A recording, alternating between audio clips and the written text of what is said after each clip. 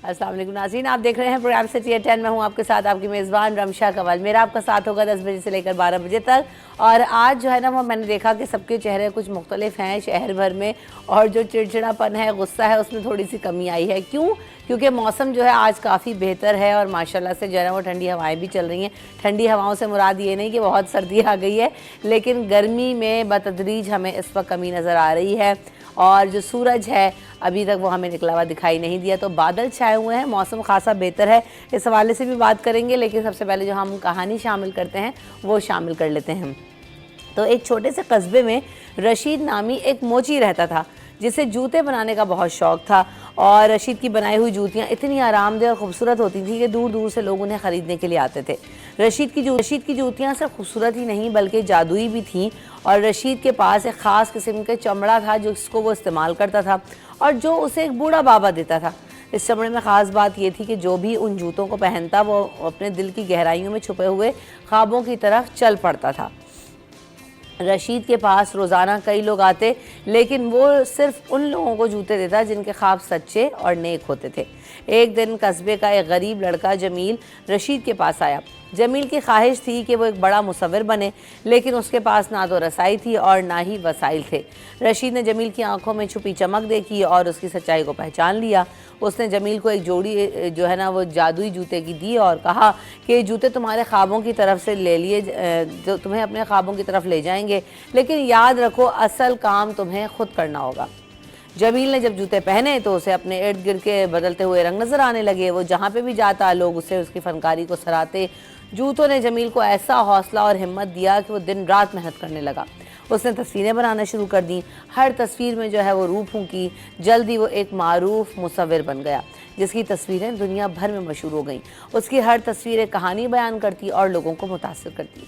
रशीद की जूतियों की खबर दूर दूर तक फैल गई। लोग दूर दूर से अपने ख्वाबों को पूरा करने के लिए रशीद के पास आने लगे और हर कोई अपनी अपनी ख्वाहिश के साथ आता और रशीद हर किसी को जादुई जूते देता। एक किसान जिसकी ख्वाहिश थी कि उसकी फसलें हमेशा हरी भरी रहें। एक उस्ताद था जो चाहता था उसके शागिर्द कामयाब हों। एक मौसीकार था जो अपनी मौसीकी से दुनिया को खुश करना चाहता था। रशीद ने सबके जूते पहने और अपनी मेहनत से सबको जो है वो उनके ख्वाब पूरे करने के लिए कहा। लेकिन कहानी का असल सबक यह है कि जमील और दीगर लोगों ने ना सिर्फ जूते पहने बल्कि अपनी मेहनत और जज्बे से अपने ख्वाबों को ताबीर दी। जादुई जूते सिर्फ उन्हें राह दिखा सकते थे, लेकिन असल काम मेहनत और लगन का था जो उन्होंने खुद किया। तो ये कहानी से हमने क्या सबक सीखा कि ख्वाब देखना अहम है और उन्हें हकीकत में बदलने के लिए सख्त मेहनत और अज़्म की ज़रूरत होती है। तो असल में जादू क्या है? मेहनत के अंदर ही छुपा हुआ है। मेहनत करें, हसद ना करें, और जो अपने ख्वाब हैं उनके पीछे लग जाएं, उनको पूरा करने की कोशिश करें। उसके लिए ये नहीं कि हम किसी अलादीन के चिराग या किसी जादुई जूते का इंतज़ार करेंगे। जादू आपके अपने अंदर होता है, आपको खुद जगाना होता है। वो स्पार्क हम कहते हैं ना कि वो लिटिल स्पार्क इज़ मिसिंग, तो वो जब कभी मिस हो जाए तो उसको ठीक कर लें, वापस ले आएँ और जो है अपने ज़िंदगियों के अंदर मेहनत को शामिल कर लें। तो आप देखेंगे कि आप कामयाबी की सीढ़ियाँ चढ़ते जाएंगे और आपके जो ज़िंदगी है वो सफल होगी। तो इसी कहानी के साथ शो का आगाज़ हमने किया। हमारे जो मेहमान हैं उनका तारुफ मैं आपसे कराती हूँ। मेरे साथ जो है वर्षा खान साहब मौजूद हैं, जावेद इकबाल साहब मौजूद हैं। वेलकम करते हैं दोनों को शो में। अस्सलाम वालेकुम। कैसे गुजर रही है आज? मौसम अच्छा है? मौसम तो औसम हुआ हुआ है बहुत बादल छाए हुए हैं और गुलशन से यहाँ तक आते हुए हल्की ड्रिजलिंग हो रही थी। तो ख़ास तौर से वो देख रहा था मोटरसाइकिल सवार जो है अभी भी स्पीड में आ रहे थे, तो एक दो को मैंने इशारा किया कि स्लो हो जाओ क्योंकि बाइक स्लिप हो जाती है। ख़ास तौर से क्योंकि जब कराची में इतने दिनों के बाद मुसलसल हल्की बूंदाबांदी हो तो आपने सड़क देखी कैसी फिसलन हो जाती है। लेकिन हमारी दादी ने जो आज खबर मतलब वो कहानी सुनाई है वो भी एक अच्छा मोटिव है, और कि हम किसी न किसी चीज़ पे ना फोकस करके आगे बढ़ते हैं। अब जैसे यहाँ पे भी था, उन्होंने उसको फोकस किया कि वहाँ पे वो चीज़ मिल जाएगी ये करने से, तो हम यहाँ पे भी अपने काम में भी, हमारी चीज़ों में, ज़िंदगी हर चीज़ में भी अगर हम फोकस करें तो चीज़ बेहतर हो सकती है। जी जावेद भाई, आपके दिन का आगाज़ कैसा हुआ? बिल्कुल सही जैसे होता है हमेशा, और हल्की हल्की बूंदाबांदी हो रही थी जैसे अशरफ भाई ने बताया। मैंने भी मुख्तलिफ इलाकों से होता हुआ है, बल्कि मैं नॉर्थ कराची से आया हूँ, तो रास्ते में कई जगह नाज़ाबादी में कई जगह सुबह बारिश हुई, अलग सुबह। तो अब अल्लाह करे कि तेज़ बारिश हुई, जो हब्स है वो मुस्तकिल ख़त्म हो, क्योंकि बहुत ज़्यादा इस बार कराची वालों ने सह लिया है। अल्लाह कुछ हम पे रहमत बरसा दें अच्छी वाली, ताकि गर्मी का जो ज़ोर है वो कुछ कम हो। ख़ासकर कराची में जो इस बार देखने को मिल रही है कि रात को जो हब्स हो रहा है, कभी ऐसा होता नहीं था, रात में भी हब्स हो रहा है। और जुलाई का महीना तो हालांकि थोड़ा बहुत बेहतर ही गुजरता था, लेकिन इस बार अभी भी अल्लाह हमारी शायद सुन नहीं रहा, तो कोई हम दोबारा दुआ करना चाहिए हम सबको। हमें मेहनत करते रहना चाहिए अपनी दुआओं में भी, अपनी इबादत में भी। तो हमारी यकीनन कोई ना कोई कोताही होगी, कोई ना कोई ऐसी चीज़ होगी या कोई ना कोई बड़ी मसलहत होगी इसके पीछे भी, जो हम इतनी सख्ती से और सख्त जो है ना मौसम का हम सामना कर रहे हैं। तो इसमें भी परेशान नहीं होना। आपने देख लें कि हर मुश्किल के बाद आसानी है और अल्लाह ताला अपने बंदों पर उतना बोझ नहीं डालता जिसे वो बर्दाश्त करने की सलाहियत या सकत ना रखते हों। तो हमें इसी अल्लाह तवक्कल के साथ जो है ना वो ज़िंदगी को गुजारना चाहिए और इत्तेफा करना चाहिए। देखिए, हम मौसम बेहतर हो गया और उम्मीद यही की जा रही है कि आगे मौसम में बेहतरी आएगी। तो इस वक्त हम जो देख रहे हैं खबरें कुछ हमारे पास हैं, टॉप स्टोरीज पर नज़र डालते हैं। महकमा तालीम सिंध ने मौसमी जो हालात हैं उनके पेश नज़र स्कूल की जो छुट्टियां हैं वो 14 अगस्त तक बढ़ाने का ऐलान कर दिया है और ये फ़ैसला कल जारी कर दिया गया था। तो 14 अगस्त तक अब मज़ीद बच्चों की छुट्टियाँ होंगी 14 दिन की मज़ीद छुट्टियाँ बच्चों को मिल जाएंगी। इसके अलावा कमिश्नर कराची की ज़ेर सदारत बच्चों में सेहत के बढ़ते हुए मसाइल से मुताल्लिक़ इजलास हुआ। बच्चों में जो पेट के कीड़े हैं उसे मारने की मुहिम शुरू करने का फ़ैसला किया गया है और ये जो मुहिम है सितंबर में होगी और 2 से 7 सितंबर तक जारी रहेगी। कीड़े मारने की अद्वियात बच्चों को दी जाएंगी और दवाएँ दी जाएंगी ताकि बच्चों की जो नशोनुमा है और जो सेहत है उसको बेहतर बनाया जा सके। इसके अलावा गवर्नर हाउस कराची में बोहरी बरादरी के रूहानी पेशवा सैयदना मुफद्दल सैफुद्दीन के एजाज़ में तकरीब का इनेकाद किया गया और इस मौके पर उन्हें गार्ड ऑफ ऑनर भी पेश किया गया। इसके अलावा पूरी दुनिया से तो तकरीबन जो बोहरी बरादरी से ताल्लुक़ रखने वाले लोग हैं 50,000 के करीब जो लोग थे वो पाकिस्तान आए। उनकी आमद से पाकिस्तानी मईशत को भी बड़ा फ़ायदा हुआ और दूसरी तरफ ये कि उन्होंने जो सैयदा मुफद्दल सैफुद्दीन साहब हैं उन्होंने कहा कि हम भी अपना जो पाकिस्तान है उसमें अपना एक मस्बत किरदार अदा करना चाहते हैं। उन्होंने IT क्लासेस को भी सराहा और उन्होंने कहा कि हमारी तरफ से 100 जो लैपटॉप्स हैं उनका तोहफ़ा उन्होंने पेश किया है और उन्होंने कहा है कि बच्चों को दिए जाएं और साथ साथ उन्होंने कहा कि आइंदा आने वाले दिनों में भी हम ये कंट्रीब्यूशन जारी रखेंगे। एक ट्रस्ट कायम किया गया है, इंटरेस्ट फ्री ट्रस्ट, जिसके तहत दुनिया भर से लोग उसमें पैसे जमा कराएंगे और यहाँ पर लोगों की वो वेलफेयर के लिए ख़र्च किए जाएंगे। इसके अलावा डॉक लेबर्स ने KPTO हेड ऑफिस के बाहर जो धरना है वो जारी है। 2 दिन से हम देख रहे हैं कि एहतजाज किया जा रहा है और बल्कि ये तो 7 रोज़ हो गए हैं ये एहतजाज करते हुए और हम देख रहे हैं कि यहाँ पर इतनी शदीद गर्मी थी लेकिन उसके बावजूद इन मुलाजमीन ने जो अपना धरना है वो जारी रखा। तो इस्लामाबाद में मुज़ाकरात कामयाब नहीं हुए तो उन्होंने कहा है कि अगला लाहे अमल इख्तियार करेंगे। अभी तक मजदूरों ने पोर्ट पर काम बंद नहीं किया है और बंदरगाह पर तिजारती सरगर्मियाँ मामूल के मुताबिक चल रही हैं। तो डॉक्स की तकरीब है उसमें 3000 मज़दूरों को बेरोज़गार किए जाने का प्रोग्राम है, तो इसके ख़िलाफ़ ये धरना दे रहे हैं। इसके अलावा दरसी कुतुब की जो 70% छपाई है वो मुकम्मल होने का दावा तो कर लिया गया है। दूसरी तरफ खबरें ये हैं कि उर्दू बाज़ार में या जितनी भी आप बुक शॉप पर जाकर देखेंगे तो दरसी कुतुब दस्तियाब नहीं है और पिछली दफ़ा भी सेशन लेट था, इस दफ़ा भी सुन यही रहे हैं कि जुलाई से कहा तो ये गया है टेक्स्ट बुक बोर्ड की जानिब से और डिस्ट्रीब्यूशन इंचार्ज जो है वो कह रहे हैं कि जुलाई से सरकारी तलबा में मुफ्त तकसीम जो किताबों की है वो शुरू कर देंगे। लेकिन इस वक्त मुफ्त तो क्या, अगर आप बाज़ार चले जाएं तो आपको नई कीमत पर भी और वैसे भी जो है ना वो किताबें अवेलेबल नहीं हैं। कई वालिदैन इस हवाले से परेशान हैं कि किताबें कैसे मिलेंगी। तो उन्होंने कहा है कि किताबों के अशात पर मजमूई तौर पर 3.5 अरब रुपये खर्च होंगे और तमाम दरसी किताबें ई-बुक के तौर पर वेबसाइट पर भी अपलोड कर दी गई हैं जहाँ से पढ़ाई की जा सकती है। इसके अलावा मरीर एक्सप्रेसवे का पहला मरहला अगस्त में मुकम्मल नहीं होगा। पहले ये कहा गया था कि जो 15 किलोमीटर की सड़क है उसे अगस्त में खोल दिया जाएगा, लेकिन अब ये फिर तवील हो गया है मंसूबा और कहा गया है कि अभी सितंबर में इसका अपना ये जो पहला ट्रैक है वो मुकम्मल होगा। 14 अगस्त को कहा गया था कि इस वे का जो पहले ट्रैक की हम बात कर रहे हैं उसका इनाग्रेशन किया जाएगा, इफ्तिताह किया जाएगा, लेकिन अब हम देख रहे हैं कि उसमें भी ताख़ीर हो रही है।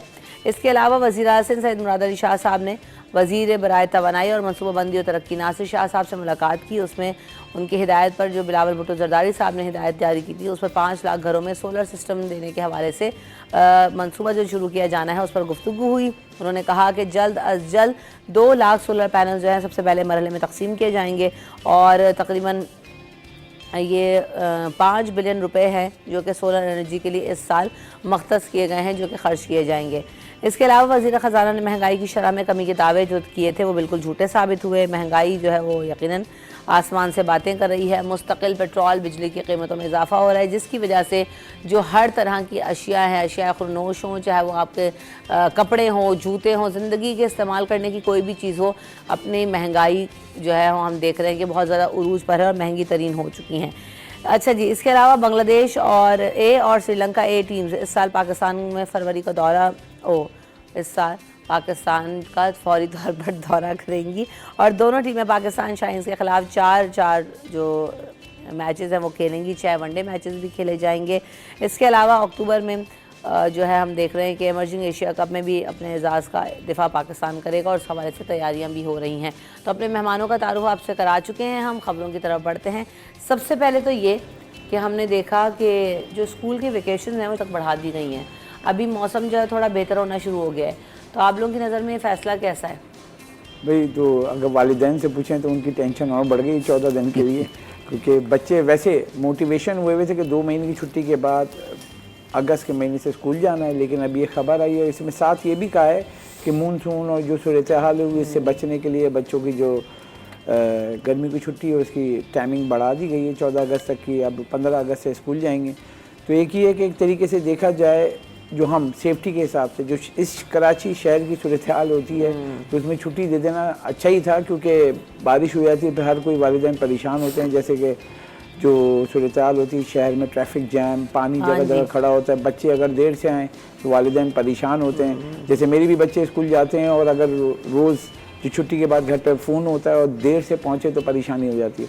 एक अच्छा फ़ैसला है मेरे हिसाब से कि ना जो मौसम की सूरत हाल और आगे के जायज़ा लेते हुए, क्योंकि महकमा मौसमियात ने कहा है कि जून के एंड और अगस्त के फर्स्ट वीक में तेज़ बारिश की पेशगोई की है, तो उससे शहर आपको पता है जैसा काम हुआ है तो वो बर्दाश्त तो नहीं कर पाएगा।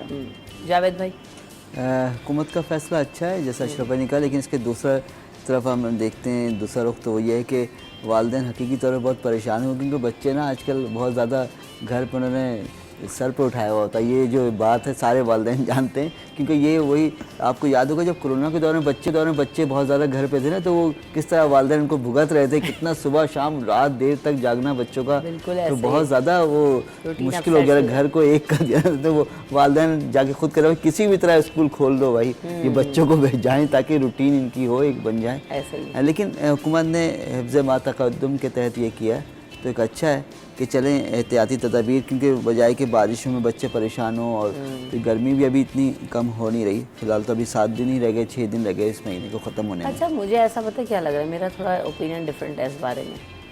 बीइंग अ पेरेंट ये वाले मसला नहीं कि बच्चे घर में है तो जी सारा दिन भाग दौड़ कर रहे हैं, वो तो माओं को जब भेजना पड़ता है उसमें भी उनका मसला होता है कि सुबह उठना पड़ रहा है तो भी उनके दिमाग ख़राब हो रहे होते हैं।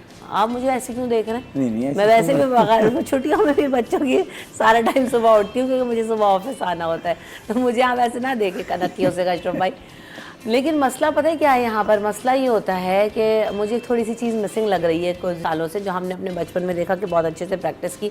उसमें जी क्या हुआ कि हमारे यहाँ 14 अगस्त को स्कूल में फंक्शंस हुआ करते थे और उसकी तैयारी इन 14 दिनों में जो है ना वो अपनी पढ़ाई पे इतना फोकस नहीं होता था इन 14 दिनों में, क्योंकि अभी स्टार्ट हुआ होता था सेशन और थोड़ी थोड़ी पढ़ाई, लेकिन सारा फोकस जो होता था वो सिर्फ इस बात पर होता था कि भाई 14 अगस्त में स्कूल के फंक्शन में क्या तैयारी करनी है, कौन जो है वो टैबलोज में हिस्सा लेगा, कौन तकरीर करेगा, किसकी कैसी तैयारी होगी, कौन जो है वो होस्टिंग करेगा। तो ये स्कूल में जो है वो बड़ा एक अच्छा कल्चर और एक्टिविटी होती थी।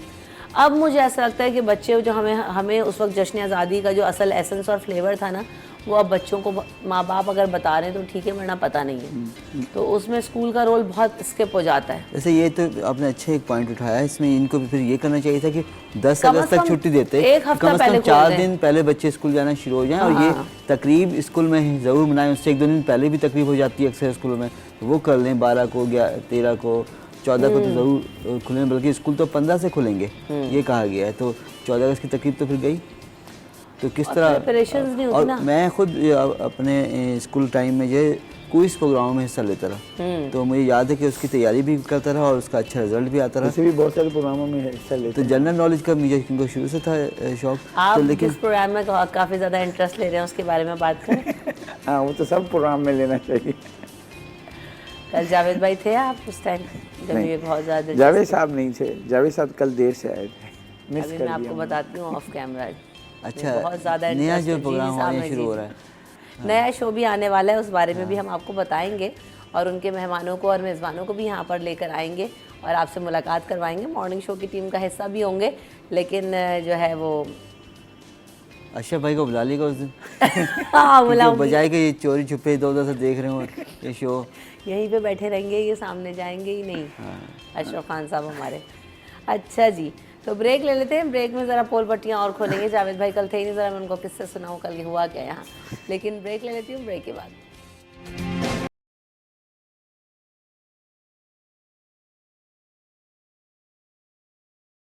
चलें जी, क्रिकेट की कुछ बात कर लेते हैं। आज सबसे पहले हम देख रहे हैं कि बांग्लादेश और श्रीलंका की टीम्स जो है वो पाकिस्तान का दौरा करेंगी। जावेद इकबाल साहब कब कर रही हैं ये दौरा?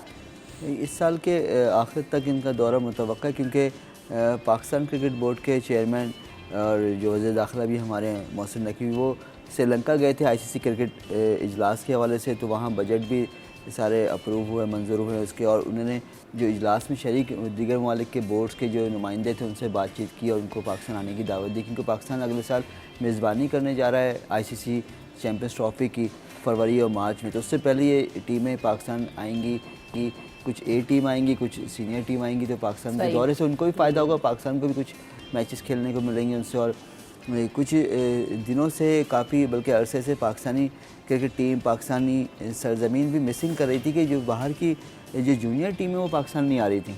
तो इस बार अब वो आना शुरू हो रही हैं। बातचीत जैसे हो रही है हमारी क्रिकेट बोर्ड के चेयरमैन साहब की, तो वो अच्छा है, टीमों को राग़िब कर रहे हैं कि पाकिस्तान आए खेलें। और इससे जब खेलेंगे तो खेल भी बेहतर होगा। और पहले ऐसा बहुत होता रहा है, आज से 10 साल 15 साल 20 साल पहले 25-30 साल पहले ये पाकिस्तान क्रिकेट बोर्ड के साबिक चेयरमैन CEO थे आरिफ अब्बासी, उनके दौर से चीज़ें शुरू हुई थी। हमारा जो डोमेस्टिक स्ट्रक्चर था बड़ी बेहतरीन था जिसको इंग्लैंड ने भी कॉपी किया था। इंग्लैंड हालांकि क्रिकेट की सरजमीन उसे कहा जाता है, लॉर्ड्स क्रिकेट के एक होम है, लेकिन वो उस तक ना हमारे डोमेस्टिक टूर्नामेंट मॉनिटरिंग कमेटी होती थी उसके जो स्ट्रक्चर था उसको फॉलो किया था। हमारे यहाँ क्रिकेट का स्ट्रक्चर बहुत ही मजबूत था। अंडर 14, अंडर 19, फिर अंडर 23, फिर पैटर्न्स ट्रॉफी होते थे, बिल्स कप होते थे, उसके अलावा 4 रोज़ा मैच, 3 रोज़ा मैच, फिर वनडे टूर्नामेंट वगैरह, ये बहुत साल भर टूर्नामेंट होते रहे। तो उसको बड़ा फॉलो करते थे वो लोग, वही उन्होंने फॉलो किया और हम पीछे रह गए इस चीज़ को फॉलो करने में। DTMC होती थी बाकायदा तो टूर्नामेंट को ऑर्गेनाइज़ करने के लिए। तो अब लेकिन दोबारा से चीज़ें रिवाइव हो रही हैं, तो अच्छा है, सबको क्रिकेट मिलेगी ज़्यादा। क्योंकि ये अभी पिछले 2-3 साल पहले जब इमरान खान की हुकूमत आई तो उन्होंने इस चीज़ को ख़त्म कर दिया था, रीजनल टीमों को, डिपार्टमेंट टीमों को। तो उन्होंने सिर्फ 6 टीम कर दी थी पाकिस्तान में। उसमें क्रिकेट सुकड़ गई थी ना कि क्रिकेट बोर्ड का काम ये था कि क्रिकेट को प्रमोट करता, फैलती, ज़्यादा इवेंट होते, उन्होंने क्रिकेट को सुकेड़ के रख दिया। उस वजह से खिलाड़ियों का जो पूल पहले 1200 का था, खिलाड़ी होते रहे मुल्क में रजिस्टर्ड होते रहे, वो सिर्फ 250-300 से कम हो गए रह गए थे। तो वो फॉलो कर रहे थे ऑस्ट्रेलियन क्रिकेट को, वहाँ सिर्फ रीजन क्रिकेट होती थी। हम और हमारी डिपार्टमेंट उन्होंने बंद कर दिए, खिलाड़ी इससे बेरोज़गार हुए थे काफ़ी। लेकिन अब दोबारा से मोहसिन नकवी आए, उससे पहले ज़कर शेख थे, फिर नजम सेठी थे। फिर जब इमरान खान की गवर्नमेंट गई तो जो भी नए लोग आए उन्होंने इसको उनकी जो चीज़ थी उसको ख़त्म किया कि किस तरह डिपार्टमेंट ख़त्म नहीं होना चाहिए, तो डिपार्टमेंट को रिवाइव किया और वही क्रिकेट भी दोबारा शुरू हो रही, तो अब बेहतरी आ रही है। ठीक है, चैंपियंस ट्रॉफी की तैयारियां कैसी चल रही हैं? चैंपियंस ट्रॉफी के लिए कराची स्टेडियम वगैरह में रेनोवेशन का काम भी होना था, बाकी और पिंडी में मैचेस होने हैं। तो लाहौर में तो तोड़-फोड़ जो बिल्डिंग की थी वो हो चुकी है और नए तरीके से उसकी तामीर का भी आगाज़ हो चुका है। लेकिन अभी कराची में कुछ कहते हैं कि डिज़ाइनिंग वगैरह अप्रूव हो गई, नेस्पाक ने कर दिया, लेकिन अभी इसका तामीरी काम शुरू नहीं हुआ है। तो अब तक सर्वे वगैरह मुकम्मल हो चुका। अब जब काम शुरू होगा तो अब टाइम भी कम रह गया, 6 महीने से कम वक्त रह गया है। लेकिन पिंडी में भी काम कुछ शुरू हो चुका है। तो 3 जगह मेज़बानी होनी है चैम्पियंस ट्रॉफी की, जो फरवरी मार्च में यहाँ पाकिस्तान में मुनक़्क़िद होने। तो उम्मीद है कि ये अच्छे मुकाबले होंगे। चैम्पियंस ट्रॉफी की मेज़बानी इससे पहले 2010 में पाकिस्तान को मिलनी थी, लेकिन पाकिस्तान में उन दिनों सिक्योरिटी की नागुज़ीर वजूहात की बिना पर टूर्नामेंट नहीं हो सका था। और पाकिस्तान 2011 क्रिकेट वर्ल्ड कप भी मुश्तरका मेज़बान था इंडिया बांग्लादेश के साथ, लेकिन बस हालात ख़राब होते गए। लेकिन अब भी उम्मीद है कि चीज़ें अब हालात बेहतर हो गए तो इंशाल्लाह ताला चीज़ें आगे बेहतर हो जाएंगी। और हालात बेहतर होने की निशानी इस वक्त हमें ये भी नज़र आ रही है कि 50,000 लोग पूरी दुनिया से बोरी बरादरी के साथ जो है वो अशरफ भाई आए हैं और उसमें मुफद्दल साहब के साथ जो है ये आमद हुई है। उसमें बड़ी अच्छी चीज़ें हमें नजर आएंगी। एक तो ट्रस्ट का क़याम है, उन्होंने फ्री लैपटॉप्स देने का ऐलान किया है, इसके अलावा उनकी मुलाकात हुई ओवरऑल इकनॉमी में भी बड़ा कंट्रीब्यूशन हुआ और एक सॉफ्टवेयर इमेज देन अगेन हम ये स्पोर्ट्स की थ्रू भी बिल्ड होता है और जब ये दुनिया भर से लोग आते हैं पॉजिटिव इमेज लेके पाकिस्तान का जाते हैं। शुभान जी, अगर ये देखें कि हमारी मईशत के लिए बहुत अच्छा है क्योंकि एक बरादरी है उसके एक सरबराह यहाँ पर आए हुए हैं। आप यकीन करें कि इस वक्त क्योंकि पूरी दुनिया से जो बोरी बरादरी के जो लोग हैं वो आए हुए हैं और होटलों में आपको यकीन नहीं करें कराची में जगह नहीं है, पता है आपको इतनी बुकिंग हुई है क्योंकि वो अपने पीर साहब जो उनके हैं और उनको मिलने के लिए पूरी दुनिया से लोग आए हुए हैं। मेरा दोस्त भी है, वो भी पूरी आयरलैंड में होता है, वो वहाँ से आया हुआ है और इसी तरीके से दीगर ममालिक से लोग आए हुए हैं। तो इससे एक ये इमेज है कि ये जब आते हैं यहाँ पे तो इन्वेस्टमेंट अपॉर्चुनिटी खुलती है कि बिज़नेस के लिए पाकिस्तान में आके इन्वेस्टमेंट करें। और वो ये बोलते भी हैं इनके सरबरा कि ख़ास तौर से कराची को फोकस करें क्योंकि बिज़नेस हब है ये। और अगर आप देखें सबसे पूरे मुल्क में सबसे ज़्यादा आपको बुरी बरादरी मिलेगी तो कराची में मिलेगी। ऐसा ही है। चलिए, ये तो बहुत अच्छा है क्योंकि ट्रस्ट का क़याम भी होगा और लैपटॉप्स भी वो दे रहे हैं। उसके अलावा उन्होंने कहा कि पाकिस्तान का एक इमेज बिल्ड होगा सॉफ्टवेयर। तो जावेद भाई, इस तरह हम देख रहे होते हैं कि दुनिया भर से जब कॉन्सुलेट्स आते हैं, सुफरा आते हैं, तो एक अच्छा आपका जो है ना वो वाइब जाती है और दूसरों के सामने इमेज भी जाता है। जिम्मेदारी हमारे वजारत सयाहत और जो टूरिज़म वगैरह है उनकी बहुत बनती है, यानी tourism and development corporation Pakistan की। वो अपनी ज़िम्मेदारी मुझे लगता है पूरी नहीं कर रहे होते कि अगर इतनी बड़ा इवेंट पाकिस्तान में होने जा रहा है तो वो अपनी वेबसाइट पे क्यों नहीं लगाते, क्यों नहीं पब्लिसिटी करते कि हमारे इतना बड़ा इवेंट हो रहा है कि आप आएँ। और दुनिया भर की जो मुल्क हैं वो अपने यहाँ टूरिज़म को इस तरह प्रमोट करते हैं कि इवेंट कौन कौन से हो रहे हैं आपके यहाँ पर, स्पोर्ट्स है, कल्चर है, पॉलिटिक्स है या सोशल है, जो भी है उसको अपने कैलेंडर में शामिल करें। साल में ये इवेंट होने वाले हैं ताकि लोग अट्रैक्ट हों आपकी तरफ, तो अट्रैक्ट हों आप। जैसे मैं कहीं जाने का मेरा इरादा तो मैं लिखता हूँ कि events in Canada, events in Turkey, events America, तो पता लग जाता है ये साल भर में ये इवेंट हो रहे हैं, भले स्पोर्ट्स हो कोई भी हो। तो आदमी सोचता है इस इवेंट में शायद मेरा इंटरेस्ट है तो मैं कोशिश करूँगा जाने की। तो हमारे यहाँ भी किस तरह से अगर कर लें, मैं आपको बताऊँ यहाँ इतने बड़े बड़े स्पोर्ट्स के इवेंट होते हैं लेकिन पाकिस्तान टूरिज़म डेवलपमेंट कॉर्पोरेशन वालों को शायद पता ही नहीं होता है, वो इंटरेस्ट नहीं रखते कि क्या हो रहा है। स्पोर्ट्स के बड़े बड़े इवेंट होते हैं, कोलैबोरेशन भी तो नहीं है इंटरनेशनल इवेंट, ये कोलैबोरेशन ये तो उनका काम है ना टूरिज्म नहीं। मेरा कहना मकसद ये कि ऑन बोर्ड नहीं रखते ना पता रखते हैं ना एक दूसरे से ताल्लुकात रखते हैं कि भाई चलें। को अपने काम का नहीं पता, आपको करना ही क्या है, तो फिर आपका तो वहाँ रहना ही बेकार है। जिस शोबे में, जिस सीट पे आप बैठे हैं, जिस ओहदे पे आप बैठे हैं, तो इनको अपना काम करना चाहिए ताकि चीज़ें ज़्यादा बेहतर हों और ज़्यादा लोगों को पता चलेगा हमारे यहाँ हो क्या रहा है। इंडिया में कोई भी चीज़ हो रही होती है वो पता लगता है पूरी दुनिया को वहाँ होने वाले। भाई आप प्रेस कॉन्फ्रेंस करें, आप बताएं लोगों को, आप लोकल सतह पे करें, आप इस्लामाबाद में करें, कराची में करें, जहाँ भी इवेंट हो रहा है वहाँ करें ताकि बताएं, एक कैंपेन मुहिम स्टार्ट करें, ये होने जा रहा है हमारी यहाँ। सही कह रहे हैं।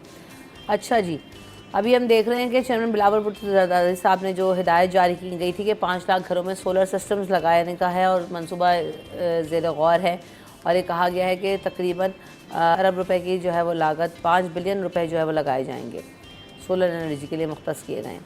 जी देखिए, मीटिंग हुई इस हवाले से। जी, इसमें नासिर हुसैन शाह जो हैं वज़ीर तवानाई भी हैं, उनसे हमारी कई बार मुलाकात भी हुई है। तो जो इसकी प्लानिंग हो रही है तो उन्होंने जो सिंध ट्रांसमिशन डिस्पैच कंपनी बनाई है जो पूरे सिंध भर में अपनी ट्रांसमिशन लाइन बनाएगा और जैसे कि किंजर झील पे लेक पे जो फ्लोटिंग जो है आपका ये सोलर पावर प्लांट लगाने जा रहे हैं और ये पाकिस्तान की तारीख में पहला होगा कि कोई भी अगर झील है या उसके ऊपर, जैसे इंडिया में एक बहुत बड़ा फ्लोटिंग पावर प्लांट लगाया हुआ है तो उसी तरीके से सिंध में भी लगने जा रहे हैं। तो लगा रहे हैं, लेकिन ये घरों में सोलर जो पैनल्स दे रहे हैं कहाँ दे रहे हैं? देखिए इसके एक पूरा प्रोसीजर दिया है कि ये स्टेप बाय स्टेप करेंगे क्योंकि ये चाह रहे हैं कि वो जो गरीब लोग जिनकी बहुत 200 यूनिट, इन्होंने जो सर्वे किया है, सर्वे में बताया कि 200 यूनिट है, फिर 300 यूनिट है, तो जैसे इन्होंने याद होगा आपको इलेक्शन में 300 यूनिट तक जो है फ्री बिजली हम देंगे। तो उसी को ये देखते हुए अभी पहले 100 और 200 यूनिट को इन्होंने फोकस किया है, वो जो होंगे वहाँ पे उनको वो फ्री जो है वो देंगे आपके सोलर पैनल का वहाँ पे।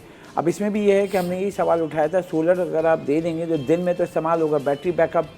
अब जो गरीब लोग हैं जब उनको खाने को नहीं होता तो आप देखें, जो मैं गया था थर में तो वहाँ ये जब लगाया था वर्ल्ड बैंक के ताउन से जो गांव देहात में, वहाँ पे वो सोलर का लगाया था, बैटरी लगाई थी ताकि वो बल्ब और एक उनका कुछ फ़ैन या कुछ चल जाए, तो वो बैटरी तक गायब हो गई।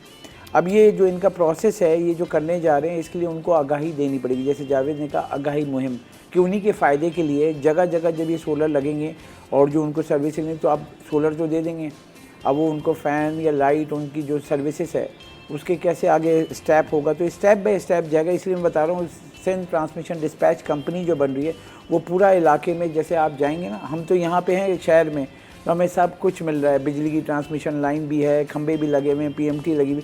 वहाँ पे ऐसा कोई सिस्टम नहीं है। वो सिस्टम को इंटरकनेक्टेड करने के लिए पूरा इनको काम करना, ये फौरी तौर पे नहीं हो जाएगा जैसे हम जाएं और फ़ौरन से लगा दें। तो इंटरकनेक्टिविटी करके कोई जगह होगी स्पेस, वहाँ पे सोलर लगाएंगे और उसके बाद उनको बिजली भी देंगे। अलग अलग इनके प्लान अच्छा, हैं। वैसे सोलर पार्क्स बनाने का भी तो कहा गया था, तो वो भी मेरे ख्याल से इन्हीं मंसूबों में शामिल होगा जावेद इकबाल साहब। लेकिन अगर ये हो जाए तो वाकई बड़ा इफेक्टिव हो सकता है। हो जाए, अल्लाह करे, जो कह रहे हैं वो कर भी दें, क्योंकि इन्होंने इलेक्शन में जो इतनी बड़ी बड़ी बातें की ना, वो कहते हैं एक बड़ा अच्छा जुमला है कि कंपनी की मशहूरी के लिए इतने बड़े वादे किए ना कंपनी की मशहूरी के लिए, तो वो इनके गले में अटक गए। अब बार बार सोशल मीडिया आप जब भी चेक करें, इनके वादे इनको याद दिलाए जा रहे हैं कि 300 यूनिट फ्री, 300 यानी 300 यूनिट फ्री या 200 यूनिट फ्री, इस तरह ऐलान बहुत सारे किए इन्होंने।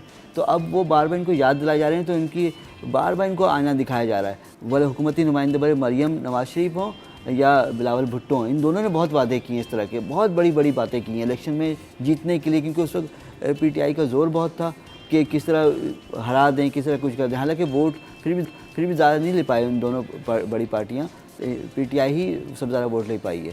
ठीक है, मुझे कहीं कहीं मेरा इख्तलाफ है पीटीआई से, लेकिन वो ले पाई है वोट, वो ले चुकी है। अब अभी भी इनके लिए बहुत मुश्किल हो रही है कि किस तरह उसको रोकें, किस तरह करें। तो ये मुश्किल पड़ी हुई है इनके लिए, इनका गले में अटक गई ये चीज़ें कि हमने वादा कर लिया है, पूरा नहीं कर पा रहे, और बिजली उल्टा के बहुत ज़्यादा महंगी हो गई है। अशरफ भाई बहुत अच्छे से बता रहे होते हैं कि किस तरह कितनी उन्होंने महंगी कर दी, और ख़ासकर अभी आजकल एक एजाज गौहर हैं जो बार बार बता रहे हैं, वो इतनी ज़बरदस्त बात, पूरे पाकिस्तान वालों को उनकी बात समझ में आ रही है, और वो जितना सच बोल रहे हैं कि इतना सच पहले किसी ने बोला नहीं कभी। इसकी भी एक वजूहत है। देखें ना, अभी आपकी जितनी की बिजली का यूनिट नहीं है वो हमें भी नहीं पता था। मैं 2007 से कर रहा हूँ, मगर ये खुफिया मुआहदे होते हैं। कोई भी गवर्नमेंट एक मुल्क से करती है, उससे वहाँ से कंपनी से कहती है आप पावर प्लांट लगाएं, खुफिया मुआहदे होते हैं और सॉवरेन गारंटी दी जाती है, मुआहदे को खुफिया रखा जाता है। बिजली जो बनाते हैं उसका यूनिट अलग है, और कैपेसिटी चार्जेस क्या होते हैं, जो उसकी सलाहियत है, अगर वो आप इस्तेमाल नहीं करेंगे तब भी देंगे। पहले आप यकीन 3 साल पहले 11 रुपये कैपेसिटी चार्जेस, अब ये 24 रुपये है। यानी कि बिजली की जो यूनिट है उससे ज़्यादा कैपेसिटी चार्जेस दे रहे हैं। तो कोई मुल्क नहीं चल सकता, दुनिया में ऐसा कहीं नहीं है। हमने समझ लें कि प्लांट लगाने के लिए भीख मांगी, अल्लाह के वास्ते प्लांट लगा दो, और हमने लोगों को ऐसा फंसाया है कि अब हम जीने के काबिल नहीं। जो बिजली नहीं कर रहे हैं, क्या कह रहे हैं, जो बिजली हम इस्तेमाल भी नहीं कर रहे उसके भी हम बिल दे रहे हैं। गौर साहब ये कह रहे हैं कि टोटल जो पावर प्लांट हैं, जो बंद पावर प्लांट के हम जो माहाना अरबों रुपए हम दे रहे हैं बंद पावर प्लांट के, सिर्फ 4 पावर प्लांट को हम महीना 10 अरब रुपए दे रहे हैं, महीने के साल के 120 अरब रुपए। इसी तरीके से और हैं, यानी कि जो प्लांट हैं 100% पे नहीं चल रहे। अभी तो आईपीपीस के से रिलेटेड जो है वो मुस्तफा कमाल साहब और इन लोगों ने भी तो सब बोलेंगे ना, काफी ज्यादा गौहर एजाज ने फर्स्ट स्टेप लिया, निगरान बात को ही सब आगे कर रहे हैं। अब उन्होंने नहीं तो अच्छा है ना, कम से कम आगे तो कर रहे हैं, कम से कम बात तो हो रही है ना। यहाँ पे ये गवर्नमेंट में नहीं थे क्या मुस्तफा कमाल पहले, जो इनको नहीं पता था, अब ये पहले बातें करना चाहिए। अब गौहर एजाज निगरान वफाकी वजीर तिजारत भी रहे, अब वो आके एक स्टेप लेके, आप क्या समझ रहे हैं कि उनको क्या नेगेटिव इम्पैक्ट नहीं आएगा? उनके बारे में फ़ौरन से लोग उल्टी उल्टी बातें करेंगे, लेकिन वो मुल्क के लिए, ताजिर, आवाम और सनत के लिए बात कर रहे हैं। और ये कंसर्न है कि हम एज अ मीडिया का, मैं एक सारिफ, मैं भी उनके साथ इसलिए खड़ा हुआ हूँ कि हक़ की बात करें। जो पावर प्लांट बंद हैं IPPs के, वो ख़त्म होने चाहिए। जो बिजली बनाएं, जितनी बिजली बनाएं, और उतनी बिजली का बिल हमसे लें। और सबसे बड़ी बात कि भाई आप सोचें ना, अब आपका घर है, आपके घर में एक जनरेटर, चाहे आप 10 जनरेटर लिए हैं, तार नहीं बिछाइए तो जनरेटर का क्या करना है? सवाल ये बनता है ना, 43,000 मेगावाट बिजली का पावर प्लांट लगाए, आप लोग सो रहे थे, 23,000 मेगावाट सिस्टम में जा सकती है, 20,000 मेगावाट फालतू में पड़ा हुआ है, और आप लोगों से पैसे ले रहे हैं, गरीब आवाम से। 300 यूनिट इस्तेमाल करने वाला पूरे पाकिस्तान में कितने लोग हैं? 80%। 80% जो है, उसमें आप अगर देखें 50% गुर्बत की लकीर से नीचे है इस वक्त आबादी। उनका रहना सहना, खाना पीना मुश्किल हुआ। किराए के घर में रहते हैं, उसमें 12-12 हज़ार रुपये का बिल आ रहा है, 15 हज़ार का घर का किराए का बिल है, 12 हज़ार रुपये बिजली का बिल आ रहा है, कहाँ से जिएंगे? हमारे पड़ोसी का बिल जो है ना आया 120 में रहता है, वो 45,000 रुपये बिल आया। बताएं। और फिर वो उसका कोई हल भी नहीं निकालते। आपने खुद भी जावेद भाई कितनी दफ़ा देखा और भुगता है कि आपने भरना ही है उसको, कुछ नहीं, बाद में कर देंगे, 2-4 महीने में दे दें आप। एक पैसा 1 रुपया कम नहीं करेंगे और वादे ऐसा इतने ही। इतने किए कि 300 यूनिट फ्री, 300 यूनिट फ्री। बिल्कुल ऐसा ही है। लेकिन अगर ये सोलराइजेशन की तरफ जाते हैं और अगर वाकई जैसे जावेद भाई ने कहा अगर ये हो जाता है काम तो बड़ी बात है, वरना फिर वही वाली बात है कि कंपनी की मशहूरी के लिए आपने कर तो दिया है, कंपनी नहीं, कंपनी कंपनी की मशहूरी के लिए आपने कह तो दिया है, लेकिन ये जो मशहूरी है वो बाद में आगे आने वाले वक्तों में आपके गले में ही पड़ जाएगी, क्योंकि अब हर चीज़ का डाटा, हर चीज़ का रिकॉर्ड ऑनलाइन अवेलेबल है, लोगों के पास अवेलेबल है। लोग अब छोड़ते नहीं हैं, बख्शते नहीं हैं, कहते रहते हैं, बोलते रहते हैं, और जिसका रिजल्ट हमने देखा कि माजी में लियारी में हमें उसका बड़ा जो है ना वो एक नज़र आया, इम्पैक्ट मलीर के इलाकों में नज़र आया कि उसको रिवाइव करने के लिए कितनी मेहनत दोबारा जो है ना आज़ाद कश्मीर जैसे मुजाहरे कराची में शुरू हुए, पाकिस्तान में बाकी जगह शुरू हो जाएं कि वो जिस तरह वो आ गए थे कि नहीं अब इतना ज़्यादा बिल नहीं देंगे, इतना ज़्यादा महंगा बिजली नहीं लेंगे। आवाज़ें उठ रही हैं बिजनेस कम्युनिटी की तरफ से भी उठ रही हैं, आवाम की तरफ से भी उठ रही हैं, और ये आवाज़ें जो है ना वो वही वाली बात है कि जब मिलती जाती हैं तो फिर एक चीख की सूरत अख्तियार कर लेती हैं, और जब चीख किसी माशरे में गूंजती है तो यकीनन तबाही का सबब होती है। तो हम यहाँ पे ब्रेक ले लेते हैं। जावेद इकबाल साहब आपका शुक्रिया, अशरफ खान साहब आपका शुक्रिया। हम वक्फा लेंगे, वक्फे के बाद आएंगे तो जो डॉक लेबर्स का इशू है उनके हवाले से भी बात होगी।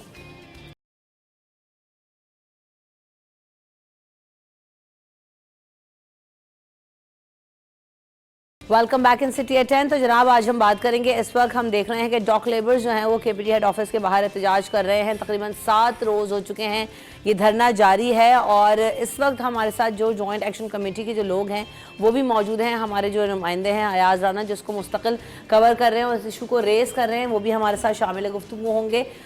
मसला क्या है जानने की कोशिश करेंगे। मेरे साथ इस वक्त जो मेहमान मौजूद हैं उनका तारुफ भी आपसे करा देती हूँ। मोहम्मद दाऊद मोहम्मद साहब मौजूद हैं जो कि जनरल सेक्रेटरी हैं Karachi harbour and dockyard union के। Welcome to the show. Ayaz आपको भी वेलकम करते हैं, और साथ साथ हमारे साथ अब्दुल रज़ाक मेमन साहब भी मौजूद हैं। आप डिप्टी कन्वीनर हैं जॉइंट एक्शन कमेटी के, और इस सारे मामले पर आप लोग काफ़ी दिनों से जो है ना वो ये मामला उठा रहे हैं, आवाज़ रेज हो रही है। ये कहा गया है कि जो तकरीबन 3000 मजदूर हैं उनको बेरोज़गार किए जाने का प्रोग्राम है। तो अयाज क्या मामला है ये, सबसे पहले तो ये बताइए। देखें, ये मामला शुरू हुआ कि जब हंगामी दौरा वज़ीर आज़म ने इतवार के रोज़ एक किया था, जिसके अंदर सिर्फ़ और सिर्फ केपीटी के लेके तमाम वो इकदाम थे जो इसको रिफॉर्म्स करने की बात हो रही थी। सबसे ज़्यादा जो बात की गई थी वो बिज़नेस कम्युनिटी की जानिब से यही आ रही थी कि यहाँ शिपिंग कंपनीज़ जो हैं उनकी मनमानियाँ चल रही हैं, उनके लिए कोई रेगुलेटरी इदारा मौजूद नहीं है। शिपिंग कंपनीज़ जो हैं वो हफ्ते के रोज़ काम नहीं करती हैं। अगर कोई जहाज़ जुम्मे के रोज़ आ जाता है और रात को लगता है तो फिर हफ्ते के रोज़ और 2 दिन जो है उनके ज़ाया होते हैं, जो उनको डैमेजेस चार्जेस भरने पड़ते थे, जो उसमें दिन शामिल कर लिया जाता था। तो ये 2-4 चीज़ें थी, जिसके बाद एक कमेटी रिफॉर्म हुई जिसको केपीटी के जो सरबराह हैं इस वक्त चेयरमैन वो और तमाम स्टेक होल्डर्स जो इससे मुंसलिक हैं, चाहे इनकी जॉइंट इनकी डॉक लेबर्स के लोग हों या दूसरे इदारों के जो शिपिंग एजेंट्स की जो लोग हैं, वो सब बैठे और ये एक बात तय होनी शुरू हुई है। एक एजेंडा सेट हुआ है कि क्या क्या रिफॉर्म्स करनी है ताकि जो तिजारत है, ख़ासकर क्योंकि हमारा मुल्क तिजारत पे इन्हिसार कर रहा है, हमारे यहाँ सबसे ज़्यादा इंपोर्ट हो रही है, यहीं से एक्सपोर्ट हमारी कम है, तो इन चीज़ों को अब रिफॉर्म होने की ज़रूरत है। अब जो चीज़ें उनको ऐसा लगता है, जो इनके इदारे जो रेगुलेटर्स हैं जो बैठे हैं, उनको जो चीज़ लगती है कि कौन सी चीज़ बोझ बन रही है उनके लिए या उसके ऊपर एक्सपेंस ज़्यादा जा रहा है, तो उसको कट डाउन किया जाए या उसको प्राइवेटाइज़ किया जाए या उसको ऐसे लोगों के हाथ में दे दिया जाए जिस पे मईशत या उनके ऊपर बोझ कम हो। तो उनको ऐसा लगता है कि ये 2700 या 3000 लोग जो हैं वो इनके लिए इस वक्त बोझ हैं, या ये ज़्यादा पैसे इनके ऊपर आ रहा है, मद में ये लोग सैलरी उठा रहे हैं, या इनके जो मराद दी जा रही हैं वो बहुत ज़्यादा हैं, ऐसा लगता है। क्योंकि वजह यही बन रही है, इस वक्त मईशत मुश्किल में है, तो अब इनके ऊपर भी तलवार चलाई जा रही है और इनके लिए अब कोई प्राइवेट और सस्ती कोई लेबर ढूंढने का तरीकाकार ढूंढा जा रहा है, जो इस वक्त लगता है। बाकी ये ज़्यादा बेहतर समझते हैं। सबसे पहले ये बताएं कि इस वक्त जो मजदूर हैं इनके रोल्स क्या हैं, ये क्या क्या काम कर रहे हैं, क्योंकि अगर ये कहा जा रहा है कि ये 3000 मुलाजमीन इस वक्त बोझ हैं और इनको बेरोज़गार करने का प्रोग्राम है, अगर नहीं होंगे तो कितना इफेक्ट आएगा टूवर्ड्स द इंडस्ट्री। सबसे पहले तो हम ये इस्टेब्लिश करेंगे यहाँ पे। बिस्मिल्लाहिर्रहमानिर्रहीम। सबसे पहले तो मैं आपकी चैनल का इंतहाई मशकूर हूँ कि मसलसल आज 7वां दिन है इस धरने का, और आपके चैनल जो है हमारा इस धरने का कवरेज कर रहे हैं, और आज आप लोगों ने हमें यहाँ बुलाया है, तो हम आपके इस चैनल का और आपके तमाम मैनेजमेंट का शुक्रिया अदा करते हैं। वेलकम। रहा बात ये कि पोर्ट पे जो काम हो रहा है, जैसे भाई ने कहा, तारीख गवाह है कि हमने ईद के दिन पे काम किए, हमने मुहर्रम के दिन भी काम किए। ओवरऑल जितनी भी छुट्टियाँ हमारे डॉक वर्कर्स काम पे होते हैं। हमने 24 घंटे हमारे डॉक वर्कर्स ने पोर्ट को चालू और काम को हर वक्त तेज तरीन काम को सर अंजाम दिए। लेकिन जो ये लोग कह रहे वज़ीर-ए-आज़म को मिस ब्रीफिंग दिए गए, केपीटी ने, केपीटी की मैनेजमेंट ने, केपीटी की इंतज़ामिया ने, कि ये सारा डॉक वर्कर की वजह से ये महंगाई है या डॉक वर्कर की वजह से जो है ये अज़ाफ़ी बोझ पड़ रहा है। इसलिए कि कल मिनिस्टर साहब से जो बात हुई तो मिनिस्टर साहब ने कहा कि आपसे पोर्ट कासम सस्ता। तो मैंने मिनिस्टर साहब को ये कहा कि आप केपीटी और पोर्ट कासम और डॉक वर्कर्स को अलग अलग तस्वर करो। पोर्ट कासम की जो डॉक वर्कर्स है वहाँ 140 रुपये लेवी सेस दिया जाता है पर टन, और उनकी जो गैंग है, उनकी गैंग का स्ट्रक्चर जो है वो 32 बंदों का है। हमारे कराची पोर्ट पे हम 70 रुपये टन कराची डाक लेबर बोर्ड लेवी सेस लेते हैं, जो 50% से ज़्यादा फर्क है। और हमारे गैंग का जो स्ट्रक्चर है वो 21 बंदों का है, पोर्ट कासम पे 32 बंदों का है, जो उससे भी बहुत सारा फ़र्क आता है। वहाँ एक गैंग में जैसे एक रन के नीचे 32 लोग काम करते हैं, हमारे 21 लोग काम करते हैं। तो यहाँ वहाँ 32 लोगों का कास्ट आएगा, कराची पोर्ट पे 21 लोगों का कास्ट आएगा। तो हम तो सबसे पहले जो मिनिस्टर साहब है या वज़ीर-ए-आज़म साहब है उनसे ये मुतालबा करते हैं कि आप केपीटी को बोलो कि आप ओवरऑल जो केपीटी है और पोर्ट कासम है, अगर महंगाई है तो केपीटी की वजह से जो मुख्तलिफ किस्म के चार्जेस ले रहे, और अब जो है जो निकल आए हैं KGTL जिसने 50% कास्ट बढ़ा दिए।